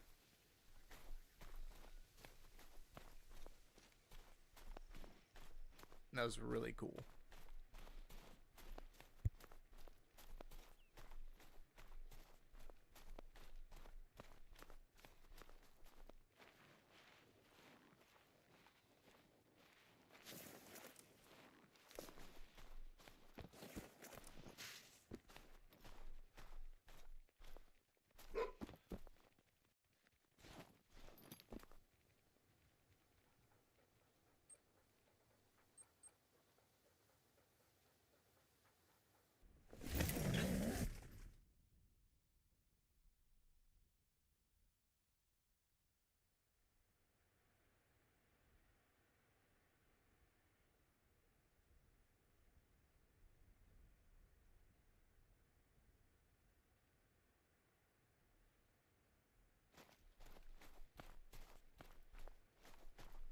I want to get this guy done and over with because I really want to go back to shooting fox because that was actually kind of fun.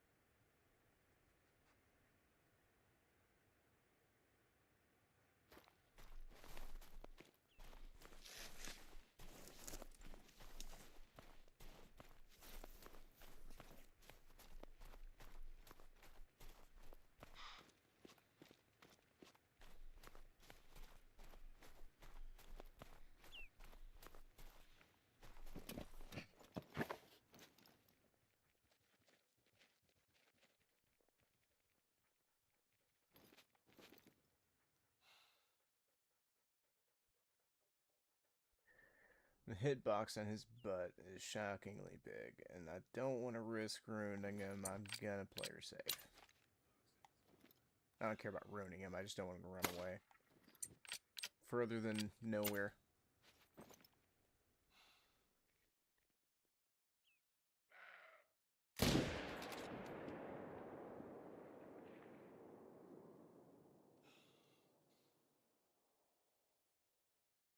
Nah.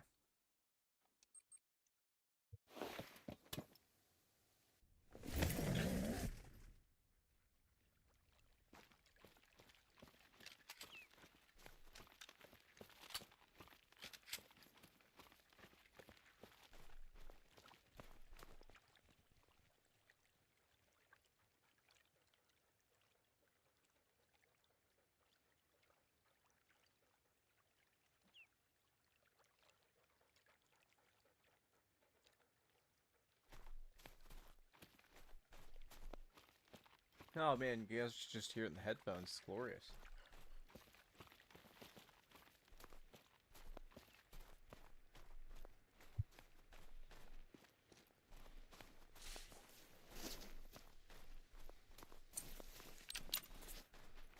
And also, why do you think the M1's with me? It blew through both lungs and his blew through his back leg. That's insane.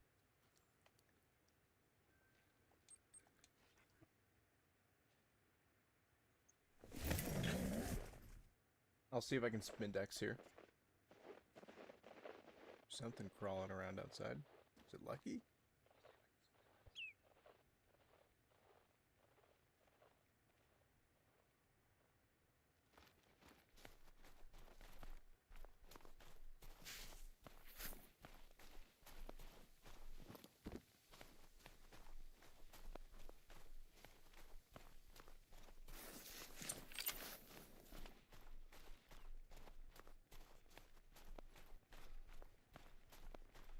Oh, it talks. Just wait.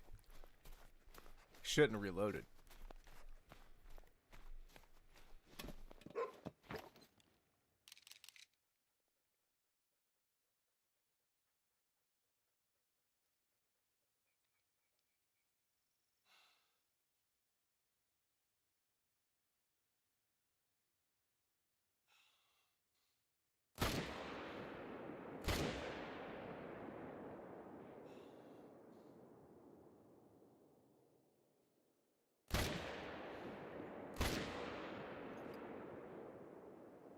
Here we go. Oh, hang on. Here we go. Here we go. We whiffed that guy hard. Okay, so that's gonna be it. That's gonna be a hike.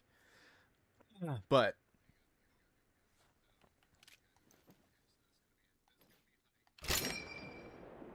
ah,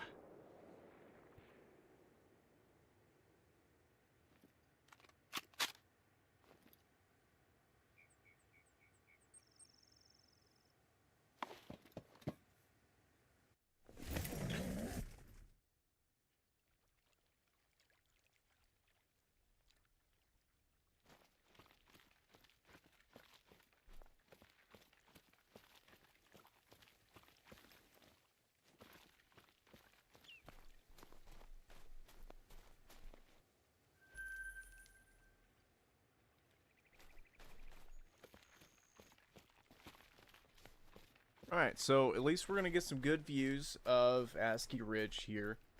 Beautiful mountain range. He's still at a very low bleed rate. I'm guessing we either hit him in the leg or I'm hoping we hit him in the leg. If we hit him in the antler, he's gonna go for 2 kilometers. If we hit him in the leg, he's gonna be maybe 300.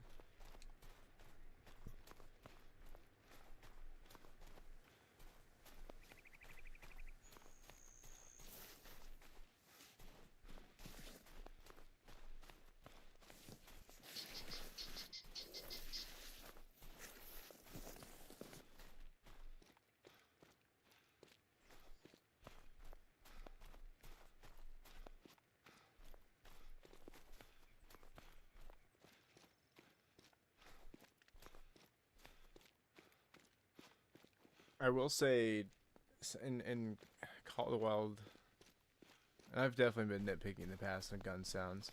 Looking to use 7mm Malmar.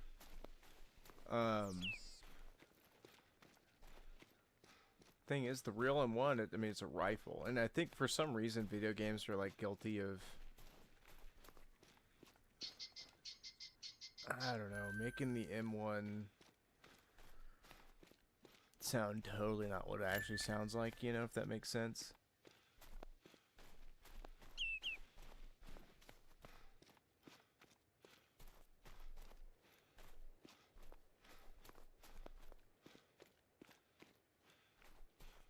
So I find it to have, like, in real life, like, a pretty sharp report. And, like, I don't know how to explain that other than, yeah, it's a sharp report versus, like, my deer hunting rifle, for example. Same caliber is more of a bark. It's more of a buh. Whereas the M1's more like a bow. I don't know. But it's throaty. It's like, oh, this is a big boy gun. Like, this is 30-06, okay. Whereas here it's got, sounds like you're closing a door. Really hard. And 90% of video games do that. It's 100% on what they sound like.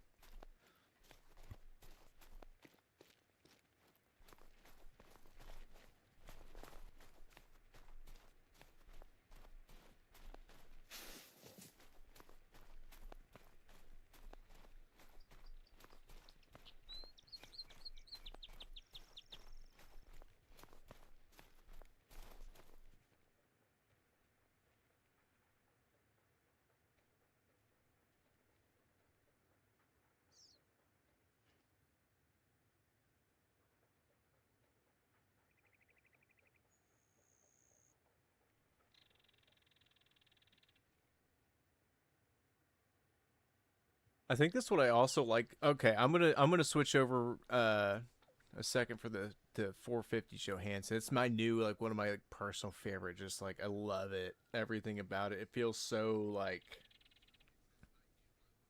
in terms of a video game rifle, it feels like a rifle, you know.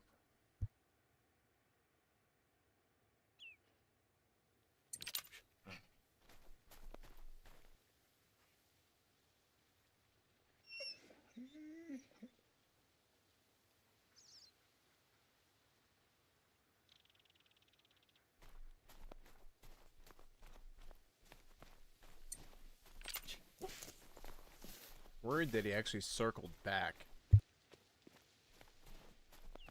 Like he's not finding blood.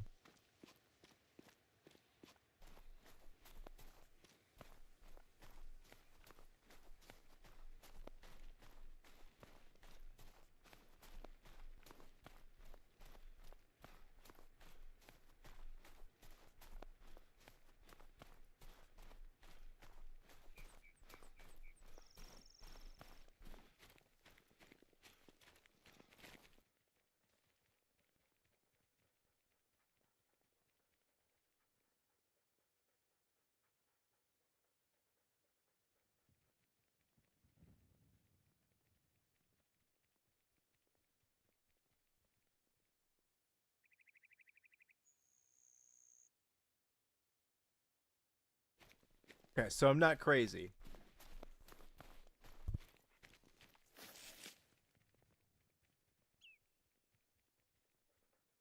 The ping, it is beautiful because, like, it's now here's, like, you know, because you're like, you're normally used to hearing that ping, right? The recorded. Now the reverb on that, beautiful. That echo, the ping, perfect. Especially because they throw several different ones. You know, it sounds different every time. But you're so used to hearing that sound, and the, like, IRL version, like, it's different, if that makes sense. And not a lot, but you're like, oh wait, it's not that perfect studio recorded ping when they emptied a empty magazine in a studio filled with, you know, foam.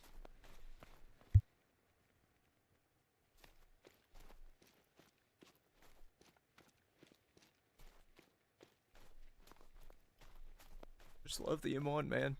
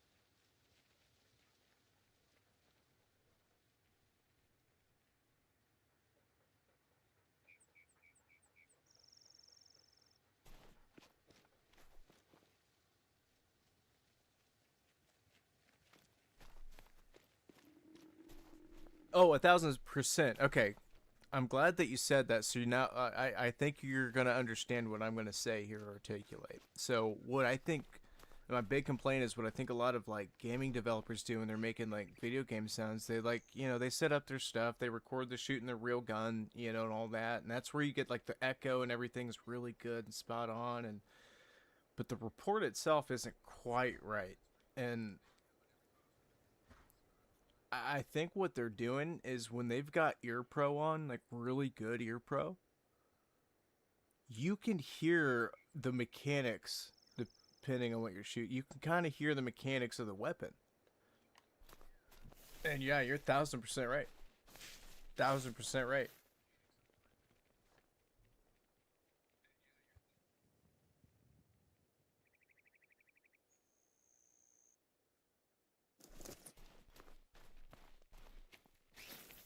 That are on the other side.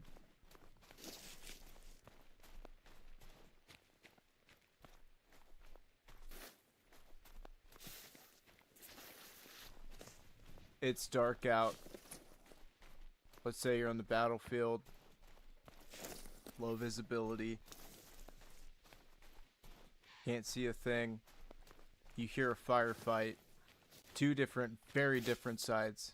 You know one side's for sure 5.56. You can hear 7.62 at a low steady rate. Other side, you can hear the iconic, you know, that's 7.62. Like, okay, I know who I'm shooting at now.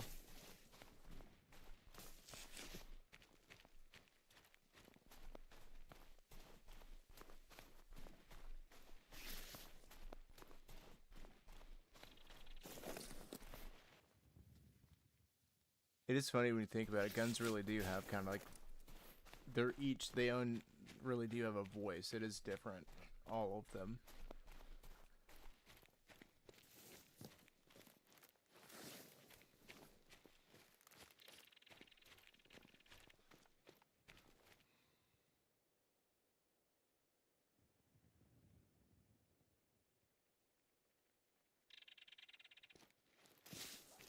Yes,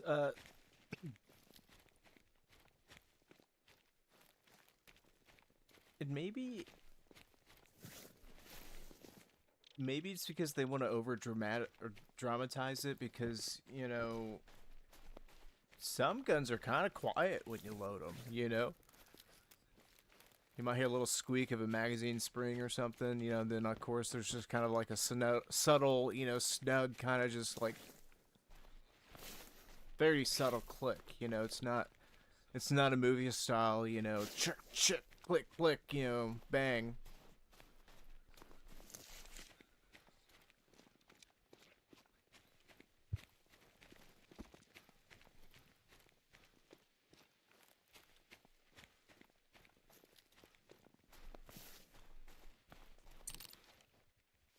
Where is this deer taking me?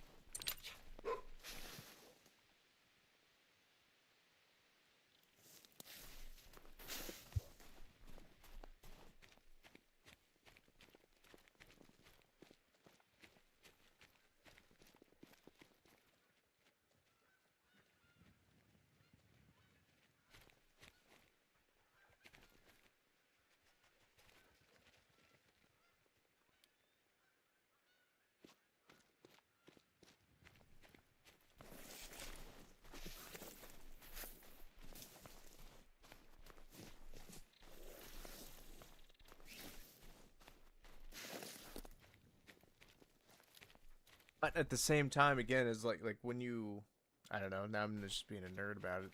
I don't know. The rules, I've never thought it in this way, and this is why I'm kind of like getting like, oh man, you guys are right, because like I never thought it in that perspective before. Like they really do like.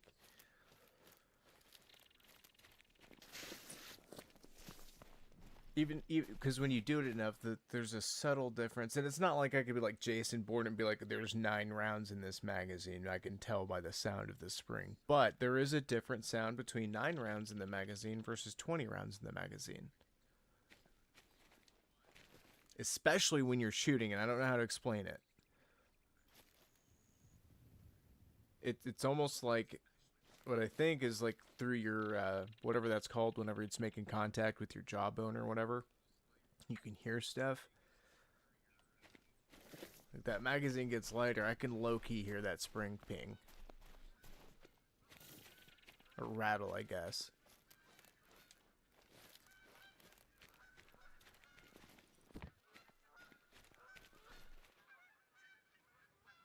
Situation dependent. I mean, admittedly, but I've heard it, and it's like, oh, that's wild.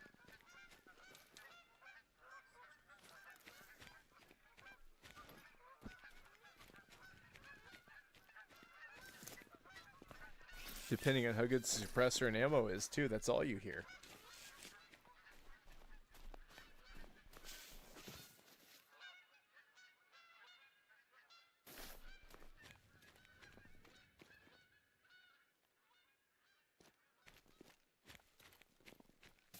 And whenever you pull the trigger on a decent-sized rifle for the first time that's suppressed, and you see the ground explode, and like you hear it, but you also don't hear it, and you're like, what just happened? That's insane. Where did this deer go? It keeps going back and forth.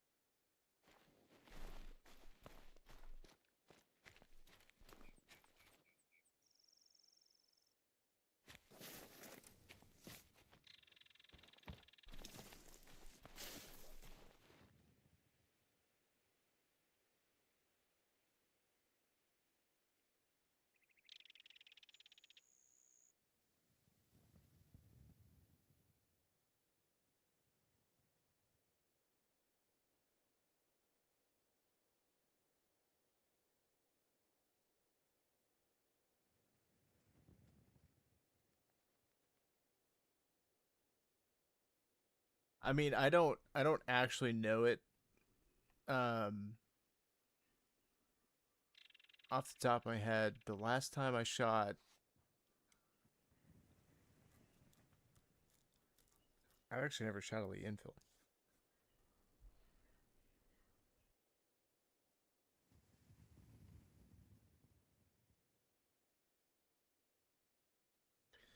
Well, I'm that guy too, and like, I'm obviously the nerd for like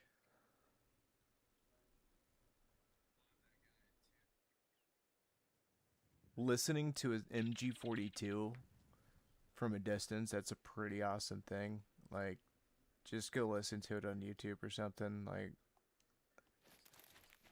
it's an incredible sounding weapon.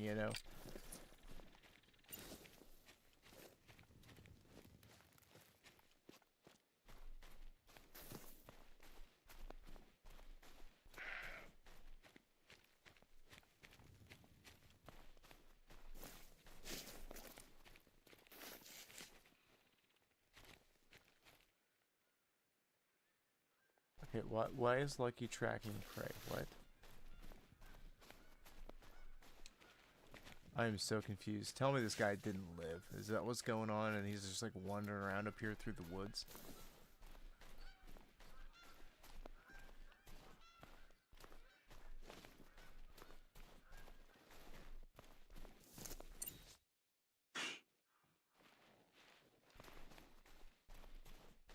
What's going on, Blastier?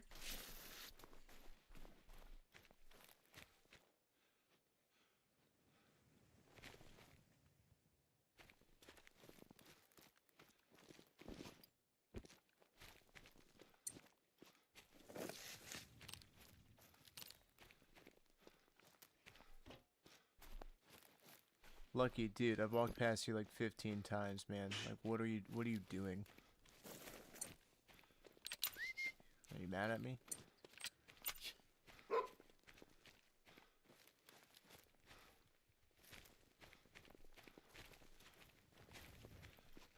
Yep. This is the same blood that leads to nowhere. There's more blood leading that way, back and forth. Lucky's going this way, which tells me theoretically he actually went this way, but I don't know.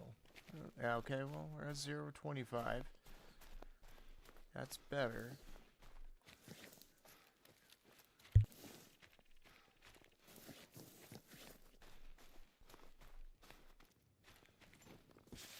Nope, that's not him.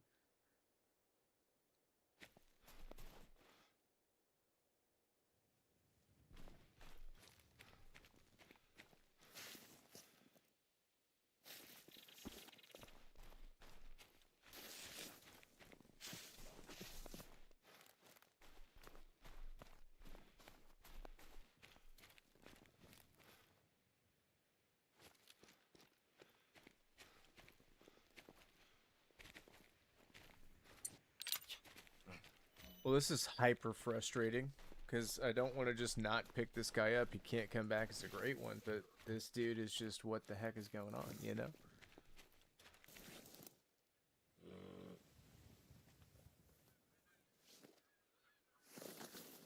Got Lucky stumped, too.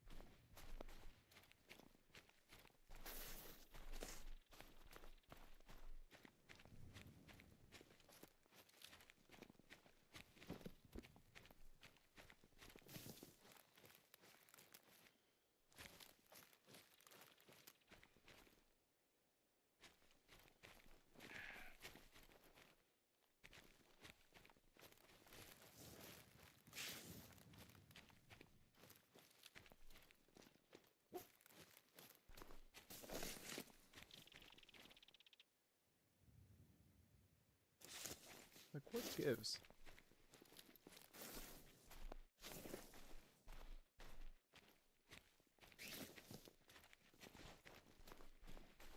I have a weird feeling he survived, and I'm tracking that blood for nothing.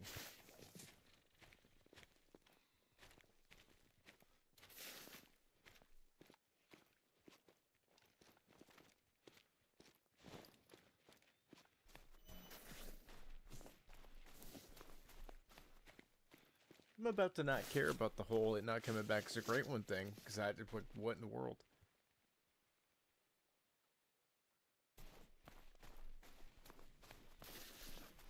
That's why you don't shoot them with 30-06 running away at 300 plus meters.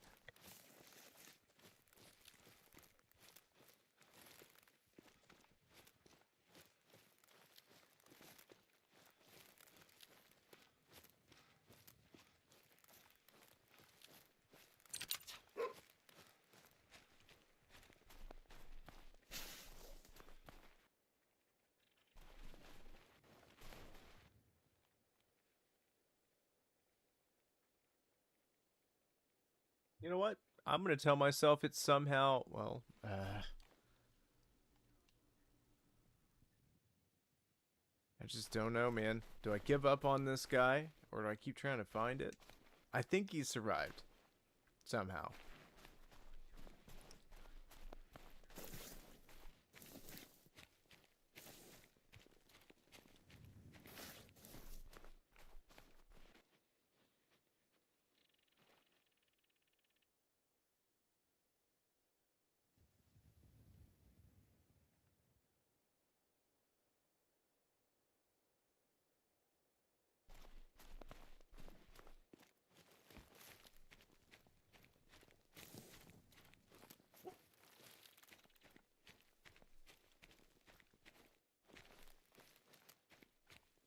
Squib rounds, your rifle explodes and it very graphically shows your hand getting blown off.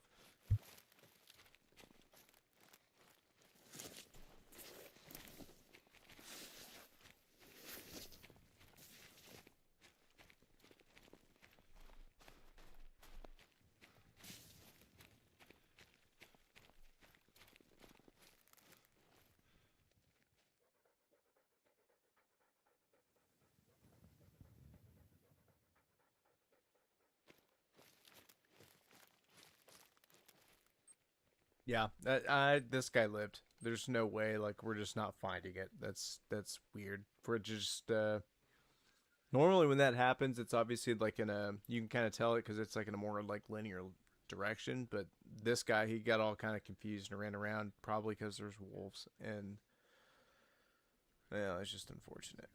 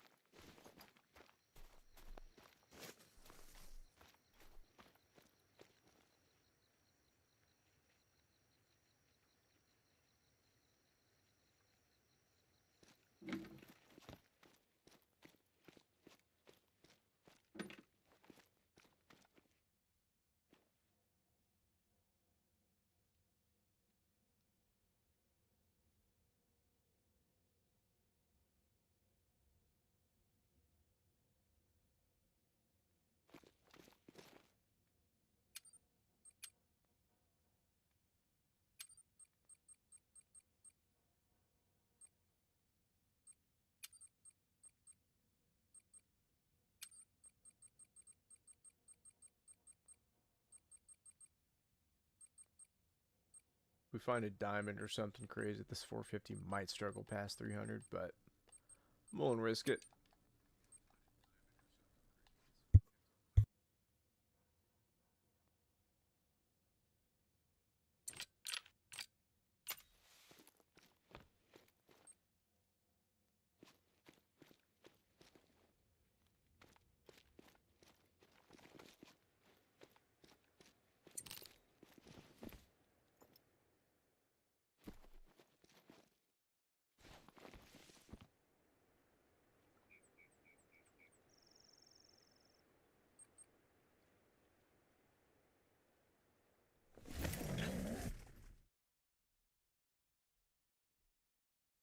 Well, that's where it's like, okay, on one end, it's not.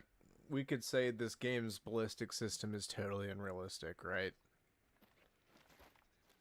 But when you consider, the map size and everything that it is, it's actually pretty in depth and really, really good.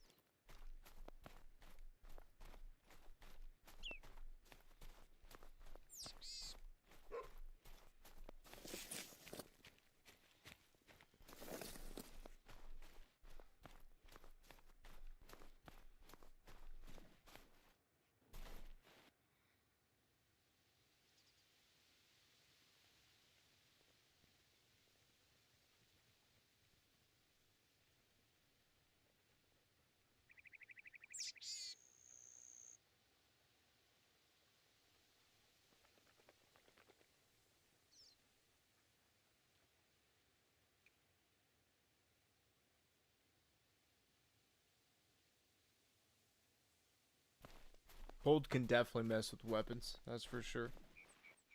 Okay. What's a YouTube friendly word? Not that I care. I don't know.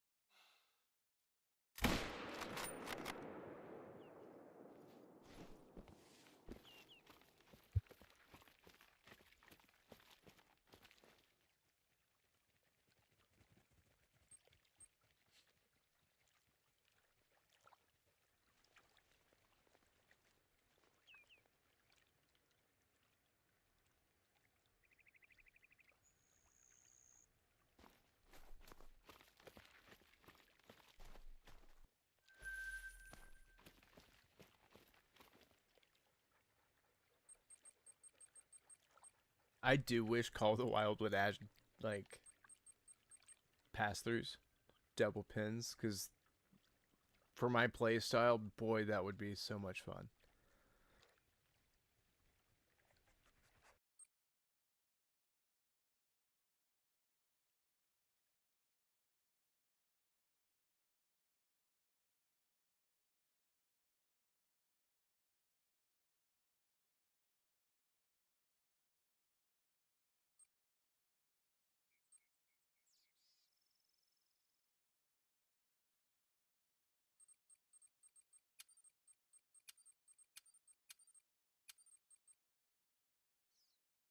Be right back, folks.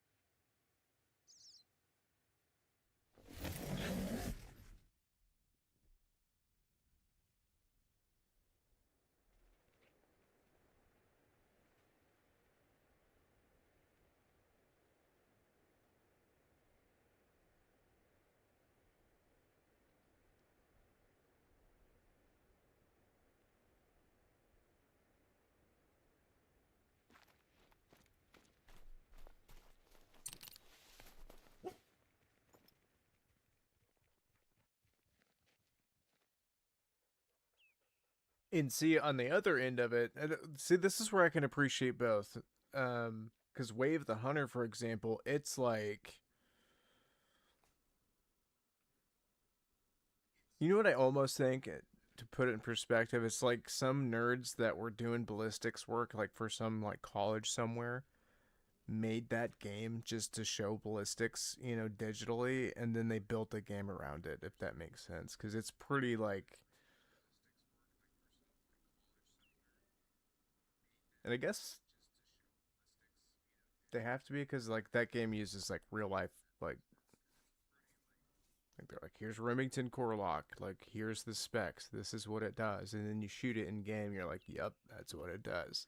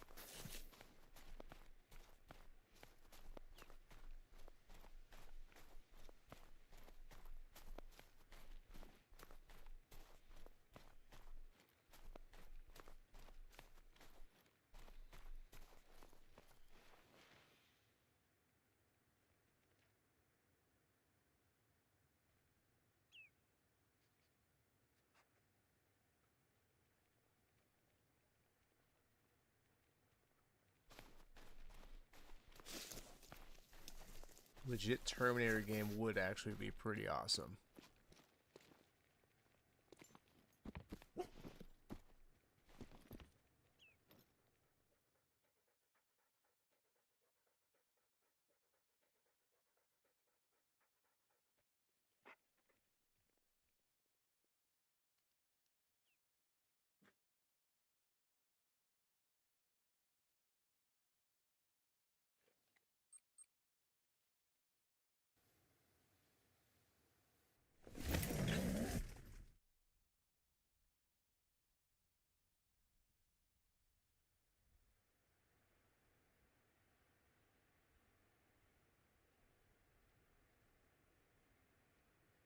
That's what I'm saying though. I don't know if like you're, because I was talking about Wave the Hunter too. Like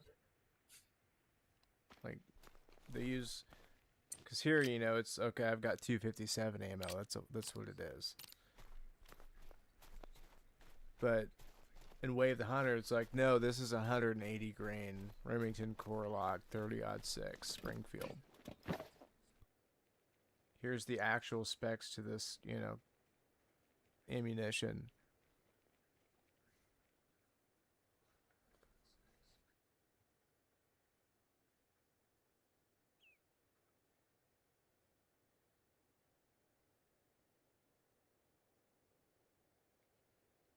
And then you shoot a whitetail with it and watch it run 7 miles. But they fixed that. It's better now.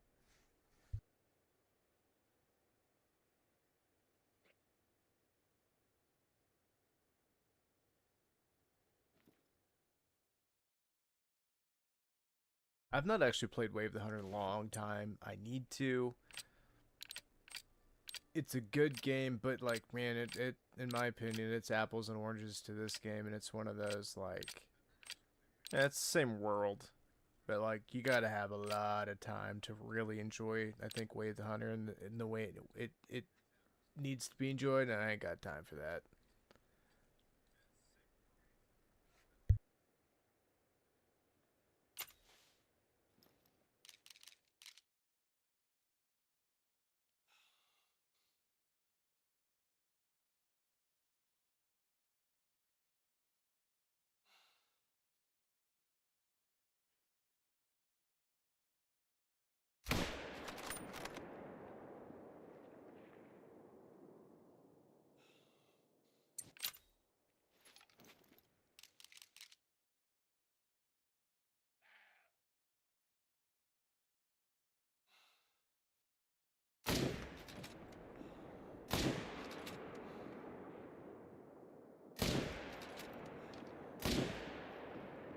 I panicked and rushed it.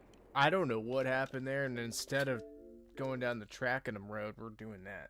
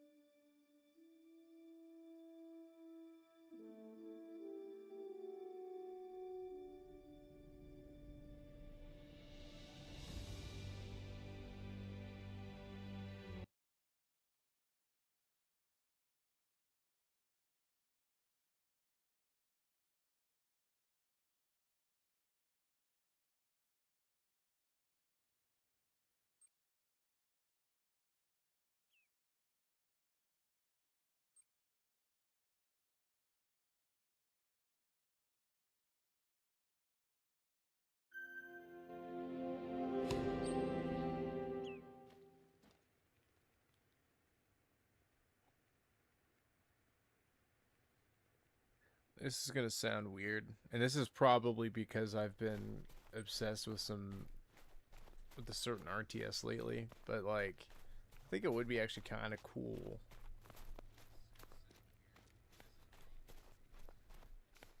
to have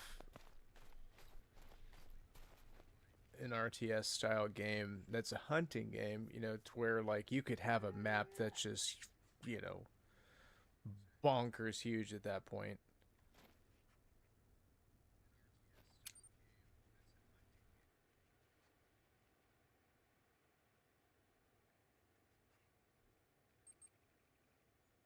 I don't know. You could add all kinds of stuff in there with that, you know, like camp building and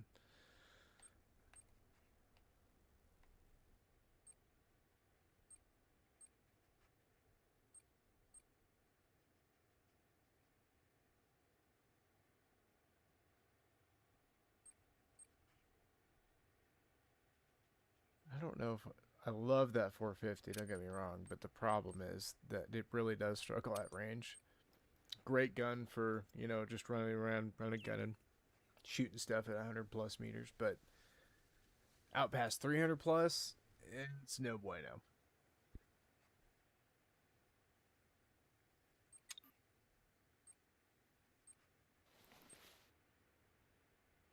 257 will technically do the job.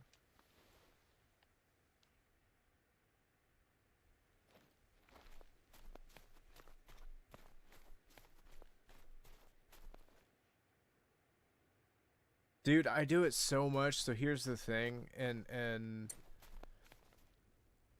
it's such a bad habit that I do in this game.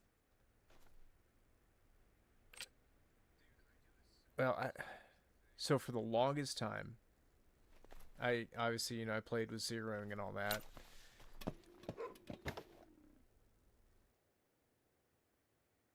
And then I actually got rid of zeroing simply just to get different perks and extra perks than I normally would because I had zeroing. And once I got used to shooting without zeroing, like I instantly became addicted to it. Like I couldn't go back to zeroing because it's like this is the way to go because you get these different perks you can have now instead of, you know, like having to dump 3 perks into going to this route. I can dump into this route, you know. Anyway, played like that basically up until man,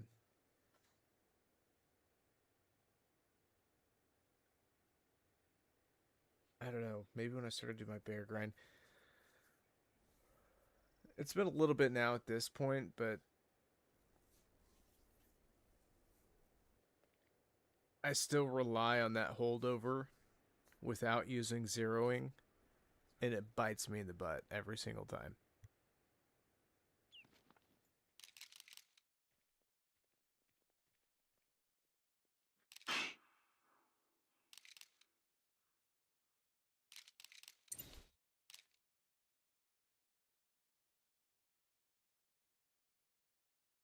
Little level 1, I don't want to shoot him.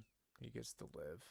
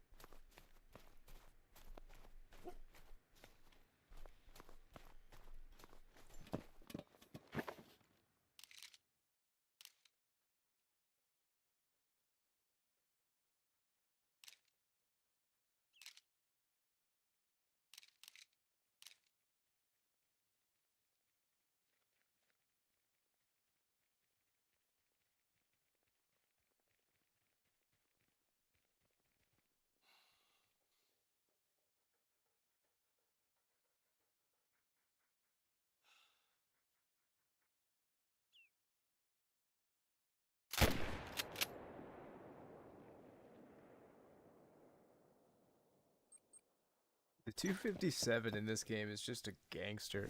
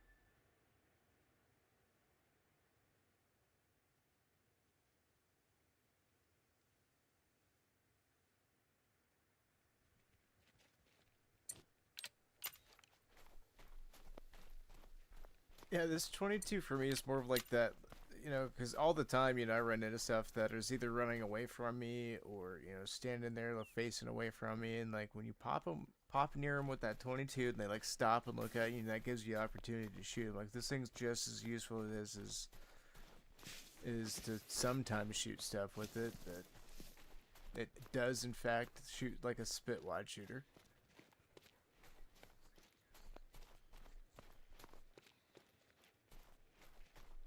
That's the thing with shotgun slugs too, man. I want to really like I want to have fun, be able to have fun and have creative loadouts, right? And like one day just hunt with nothing but a shotgun. But I can't do it because why would I hunt with a shotgun in this game when I can be way more effective with the bow because you have to be the same distance, if not closer with the shotgun slugs to be effective.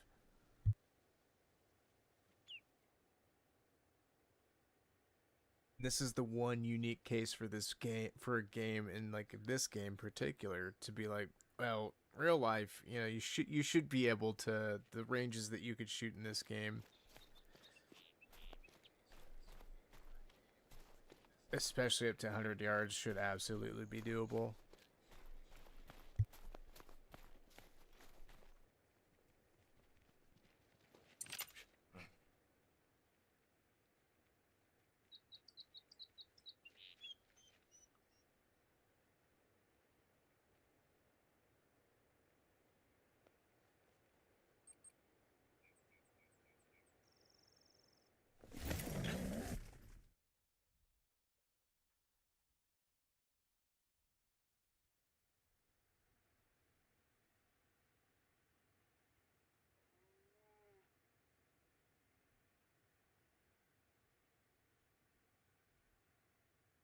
Although the 22, well, it's both equally annoying and equally satisfying because when you are shooting long range with it and you actually hit stuff with it, it's like, ah, that was cool.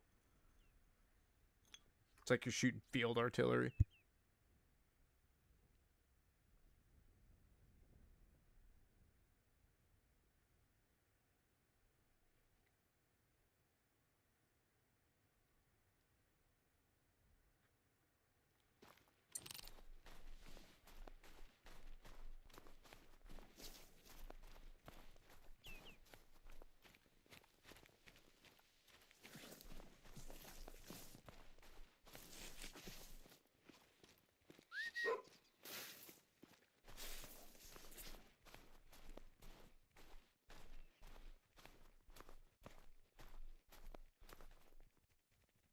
Out of a hunch, and the fact that I've done this so many times, annoyingly, I'm gonna change time because I'm pretty sure there's more mule deer that aren't standing there right now that there should be.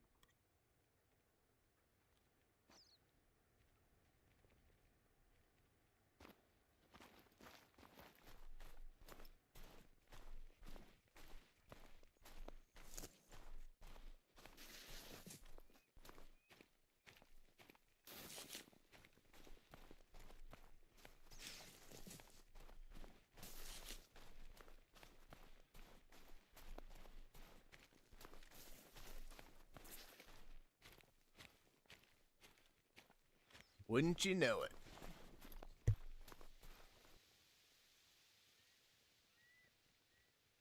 I use it sometimes as a if I'm on a map like Solid Slice or a map with like a lot of small game, I'll just shoot it randomly because it's just such a good. There's a perk you can get to make a noise to make potentially make animals call out. Don't need it when you've got the 22 long rifle because it's the same thing basically. You just crack that thing off and like something might vocalize.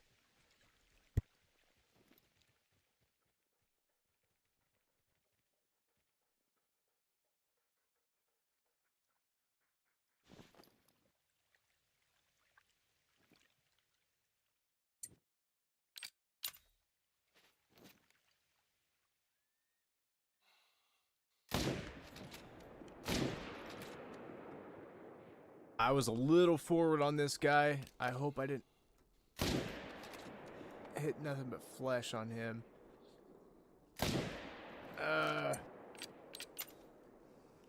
Can't do nothing with that 22. Hope I can get his outline again.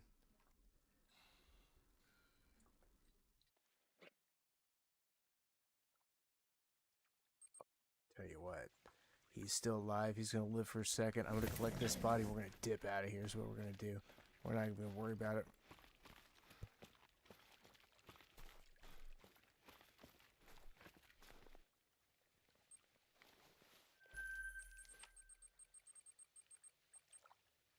It never happened.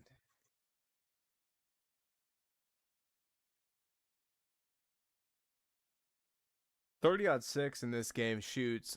It's actually kind of funny because it's like it shoots ridiculously flat. Like it's disgusting how flat it shoots.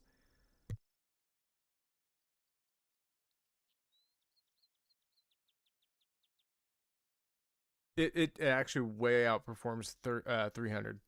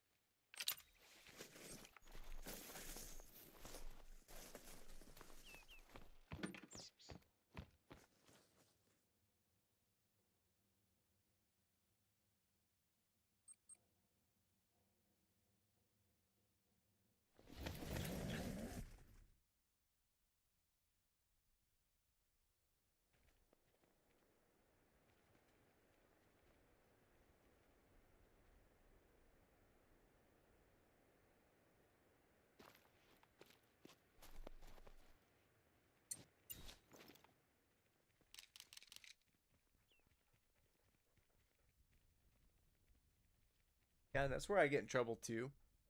Is about choked on my own spit. Jeez, a loop. All right. Anyway, I get in trouble with um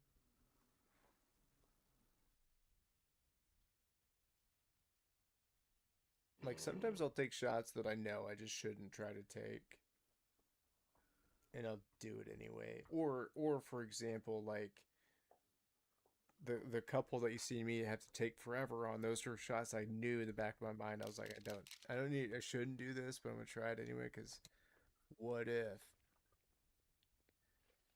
I hit it? But where the ballistic system gets weird in this game is what I call intermediate ranges. And for different guns, it's different. And so, and for a lot of guns, especially the rifles, about 300 meters, past 300 meters, or 350 meters is out past that. That's where that intermediate range kind of sets in, and like everything's different and it does weird stuff. It's either going to drop like a rock, and so it makes shooting at really long distances in this game, so 350 plus, kind of like I don't know where I don't know where to aim at with certain guns. I got real used to 30-06. That's why I use it a lot because it does shoot so flat. And when you're out running gun on a multiplayer server, you see something that far away, like it's such an advantage to take it.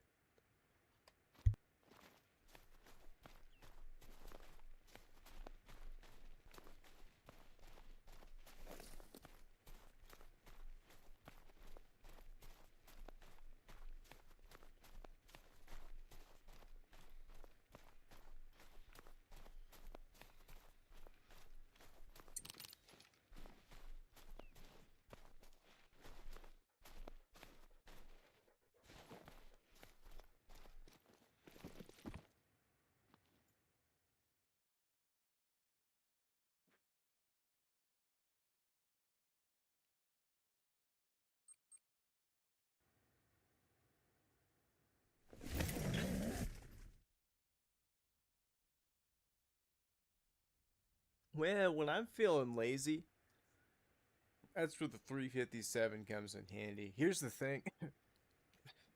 The old Texas heart shot. Yeah, exactly. Here's the thing. If I wasn't on ASCII Ridge and I was grinding anything else, you know, deer wise, I would 100%, because they could be facing away from me, you know, and I could shoot him and then it's gonna die. But again, it's that weird like 300, and it's probably my fault. I could probably try a little bit harder to set up a little bit closer and all that stuff, but I don't know. Range is 280 to 320.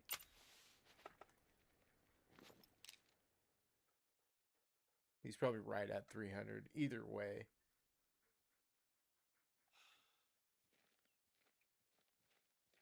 I am dead on the money.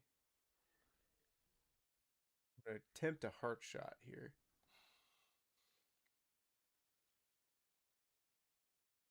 If I can hold my breath steady enough.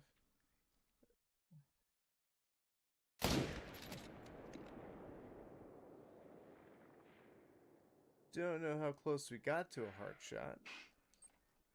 He was at a weird angle, or a quartering angle, and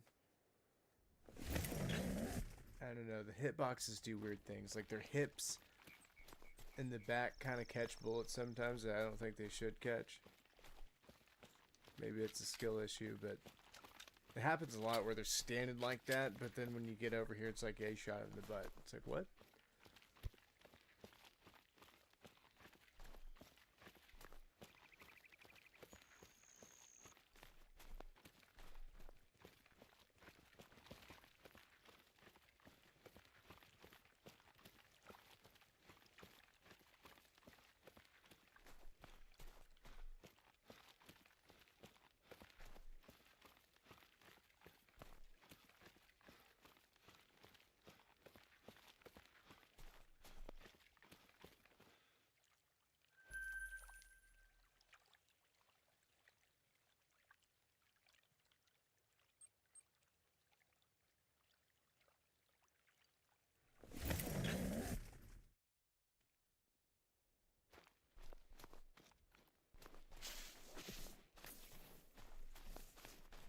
Guns also lose a lot of penetration in game at that 300 distance range.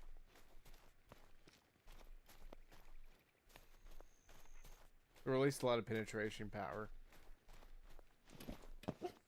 That was part of the issue when I lost that one. 30-06 at that range just didn't have enough ump to actually punch all the way through where it needed to, and it was just a really light flesh wound.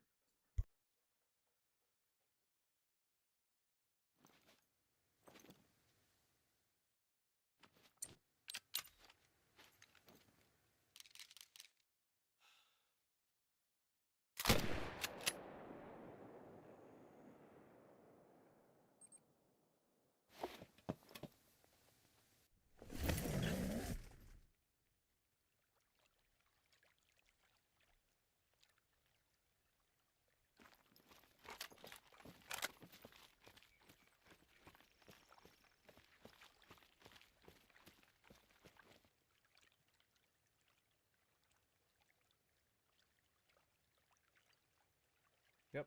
Same gun can kill class 2 animals. Is it fun shooting raccoons with it? You bet.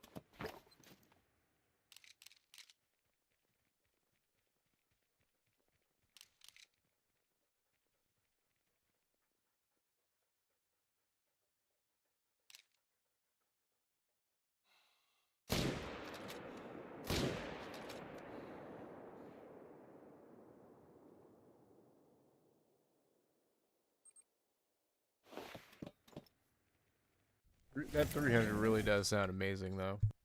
Actually, you know what gun sounds really good? You were talking about the 223, and actually, just talking about trying out the the 223 AR in this game. Actually, sounds pretty darn good, in my opinion.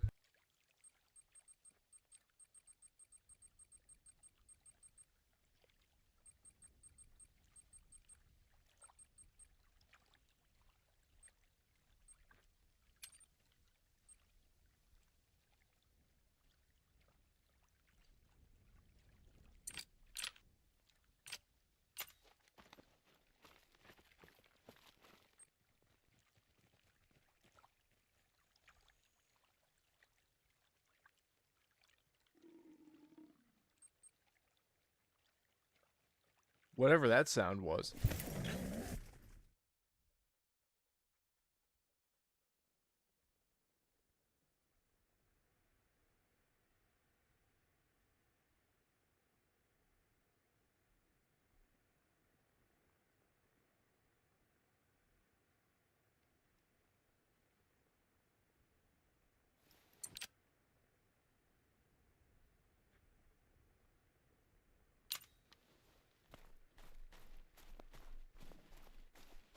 I mean, technically not ethical for him, but I just want to see if it's capable of, putting one through like their eyeball or something. This is for science. This is one of those things like I probably shouldn't try it, but we're gonna try it.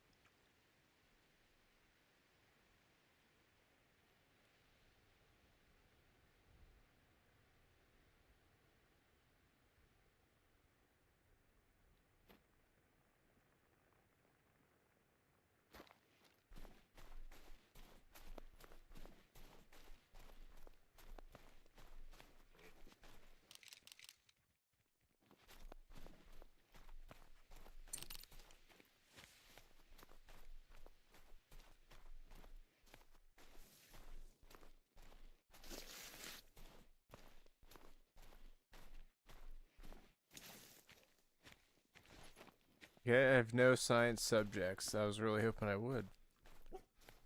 What in the world? Okay.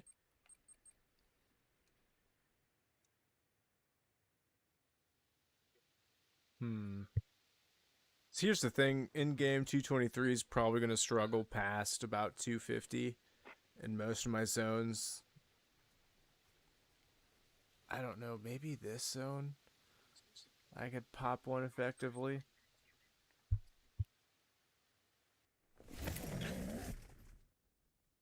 I want to headshot one of these guys.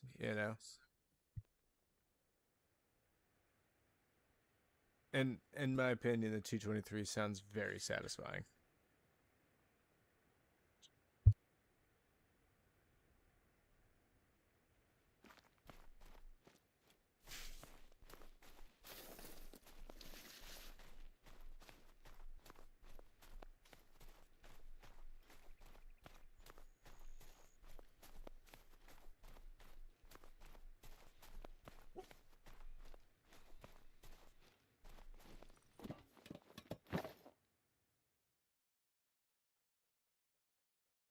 And they'll just be leaving, no big deal.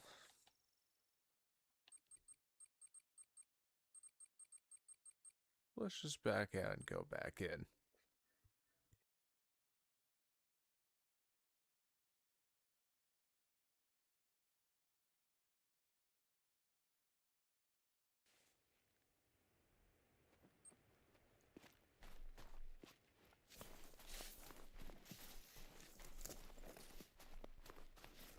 It may just not has respawns yet.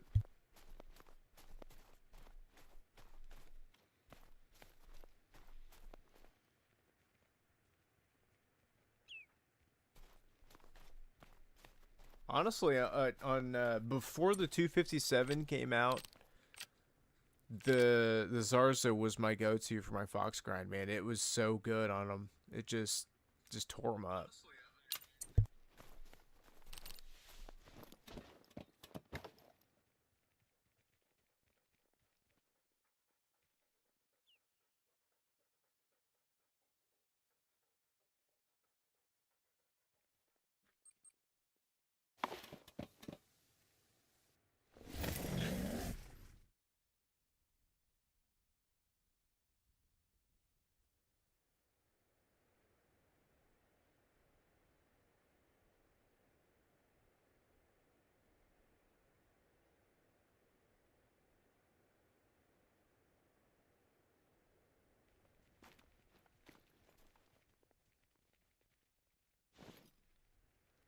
Okay, at this point, I just want to shoot anything in the head with the 223, but I don't want to shoot one of these females because, well, that's going to do stupid things to this grind.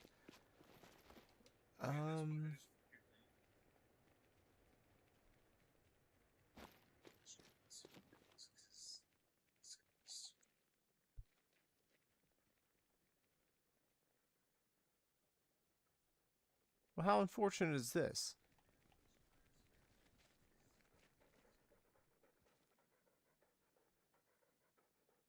Like the game knows what I'm trying to do. It's not letting me do it.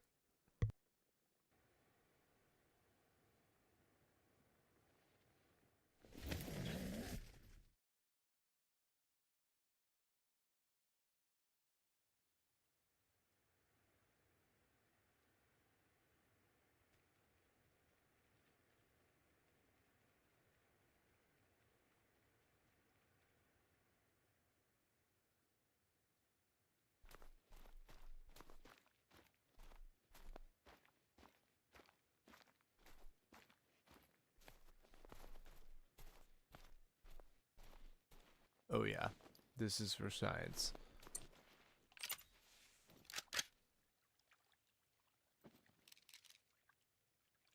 Oh, where are they running from?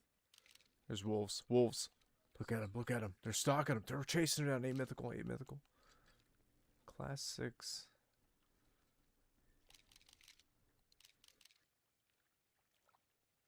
I hate wolves. But that was actually kind of awesome. Not gonna lie.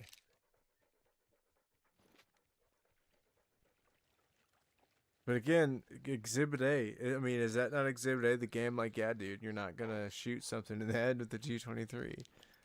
Except that wolf. Oh, you know, I wonder if I can kind of goad him into attacking me. Touche game.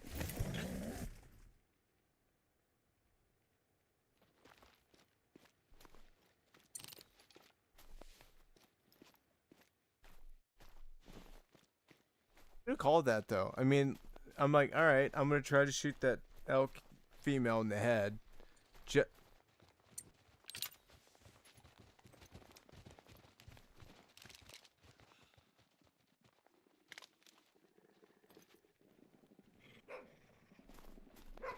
This worked out way better than I thought it would.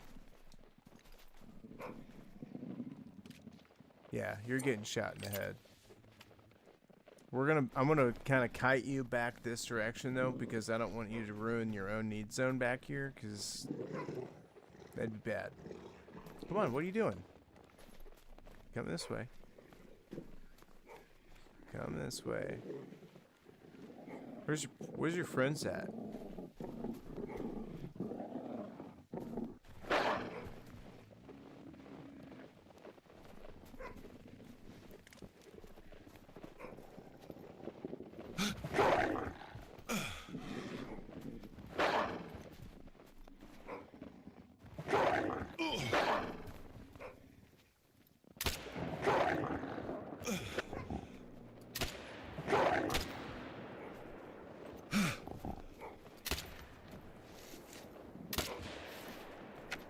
Well, now this is terrifying. Okay, it's not dead. It's not dead.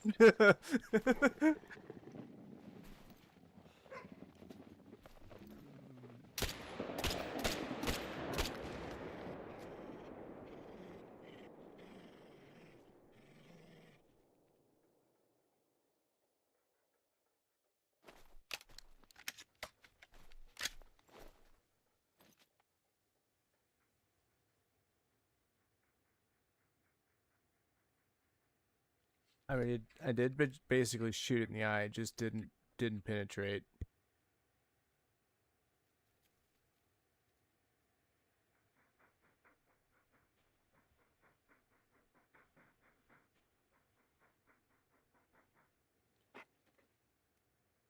But here's how underpowered it is, though. At the same time, I heart shot it,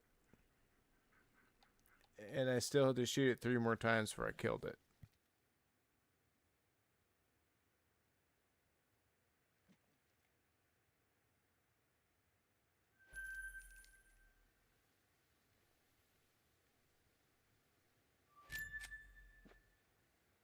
That was well. That's one way to, I guess, wrap things up. Unfortunately, no great one. But silver lining is the next time we get to go back and try to fulfill the 2025 lodge, and Lord willing, it's gonna be kind of like it's been the past few times, man. We've had some really good luck, and the rares are kind of on point, man. That albino, all crown wildebeest.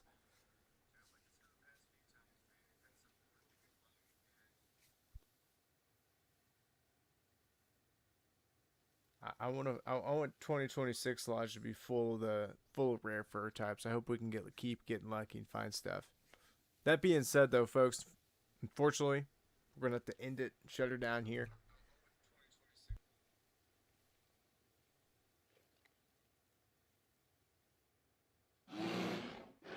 Oh yeah, no, that was purely. I just wanted to see what would happen. The where, because I used to always I hated the 223. I'm like, this gun's terrible, like trash, trash, trash. And then I realized, I'm like, oh, when you use this gun against fox, it's highly effective. It's like, oh, this is a fox gun. Like this is very, excellent against raccoons, excellent against raccoon dogs, lynx, bobcat.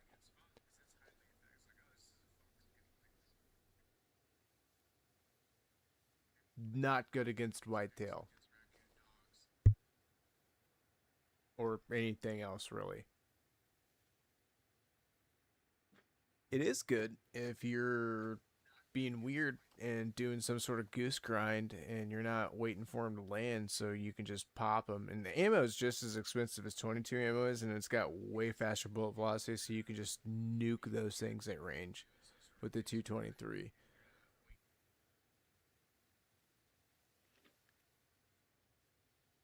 I think the 22 ammo is a little bit cheaper, but still, it's pretty cheap ammo, and you can just nuke them.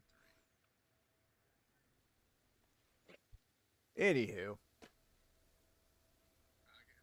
we can talk shop next time. Ladies and gentlemen, I really appreciate everybody stopping by. We'll see you guys.